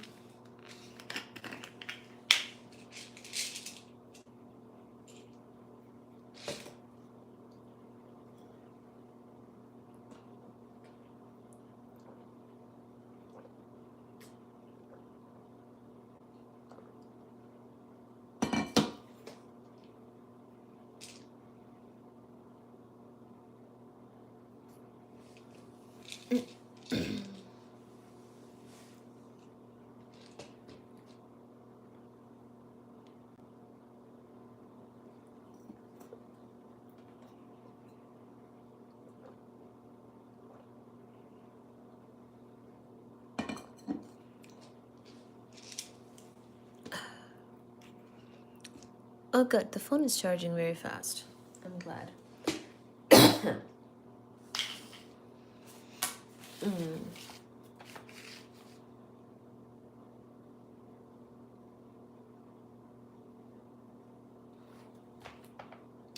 my god. I'm looking at my notes.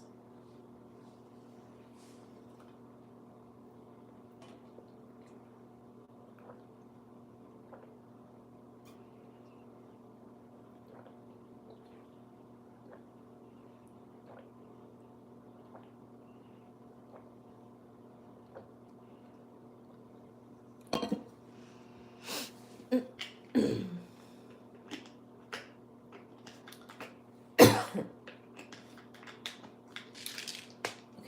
took some minutes.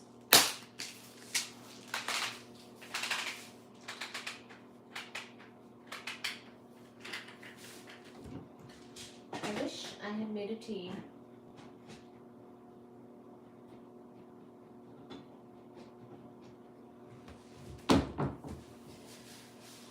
But today I did not. Okay. Good night, everybody. Good morning to Finland.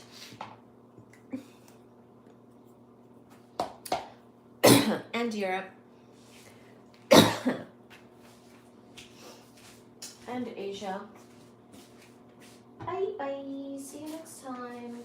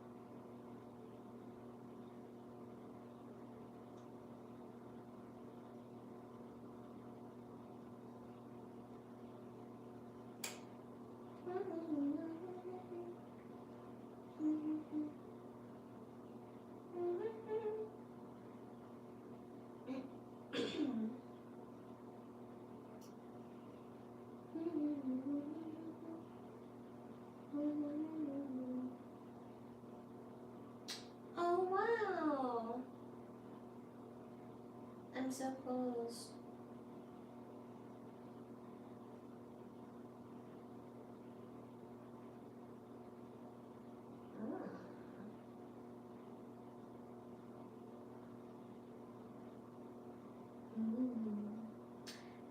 Jadi terreduction yang kena nasi, tapi lepas saduri.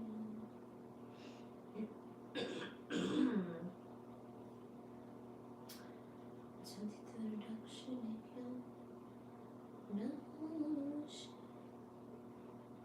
tapi lepas saduri.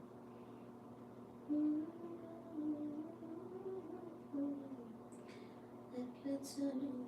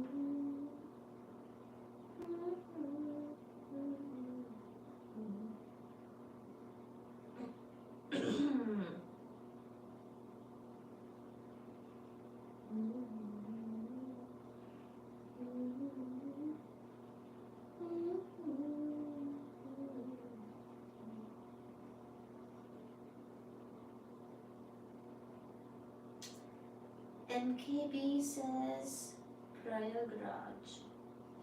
MKB Prayagraj says hi. How are you? Hi. Good. You.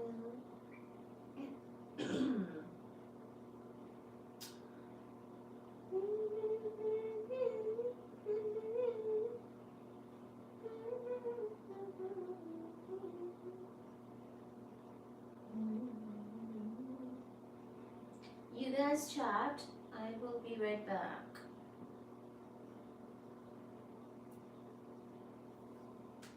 You guys can hang out. Oh, Fuji.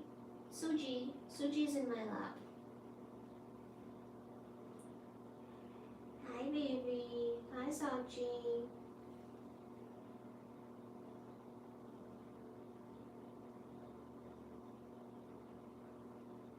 Please like and subscribe. Thank you.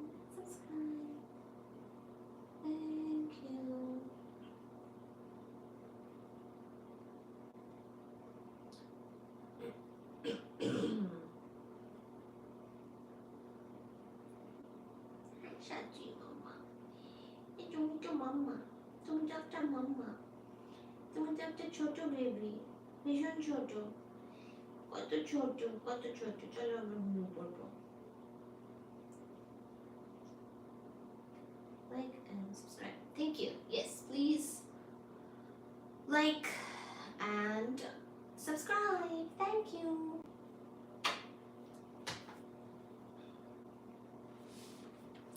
Oh, and I'll show you the book I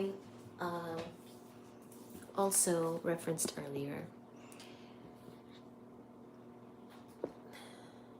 which I used to reference in previous live streams, and today I just summarized from it, or I summarized what we learned earlier.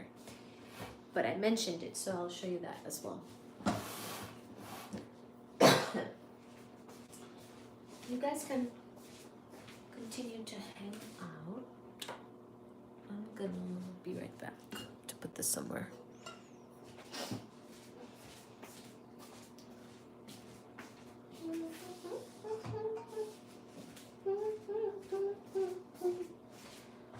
Okay, did I turn things off here?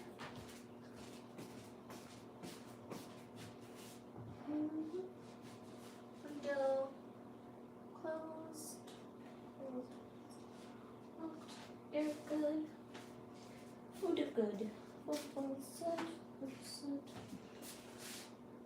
Locked.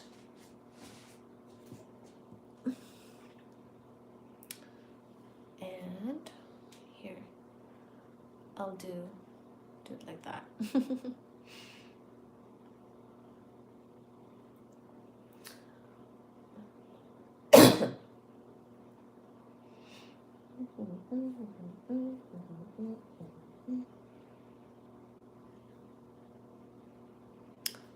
Got everything over there. Yes, good.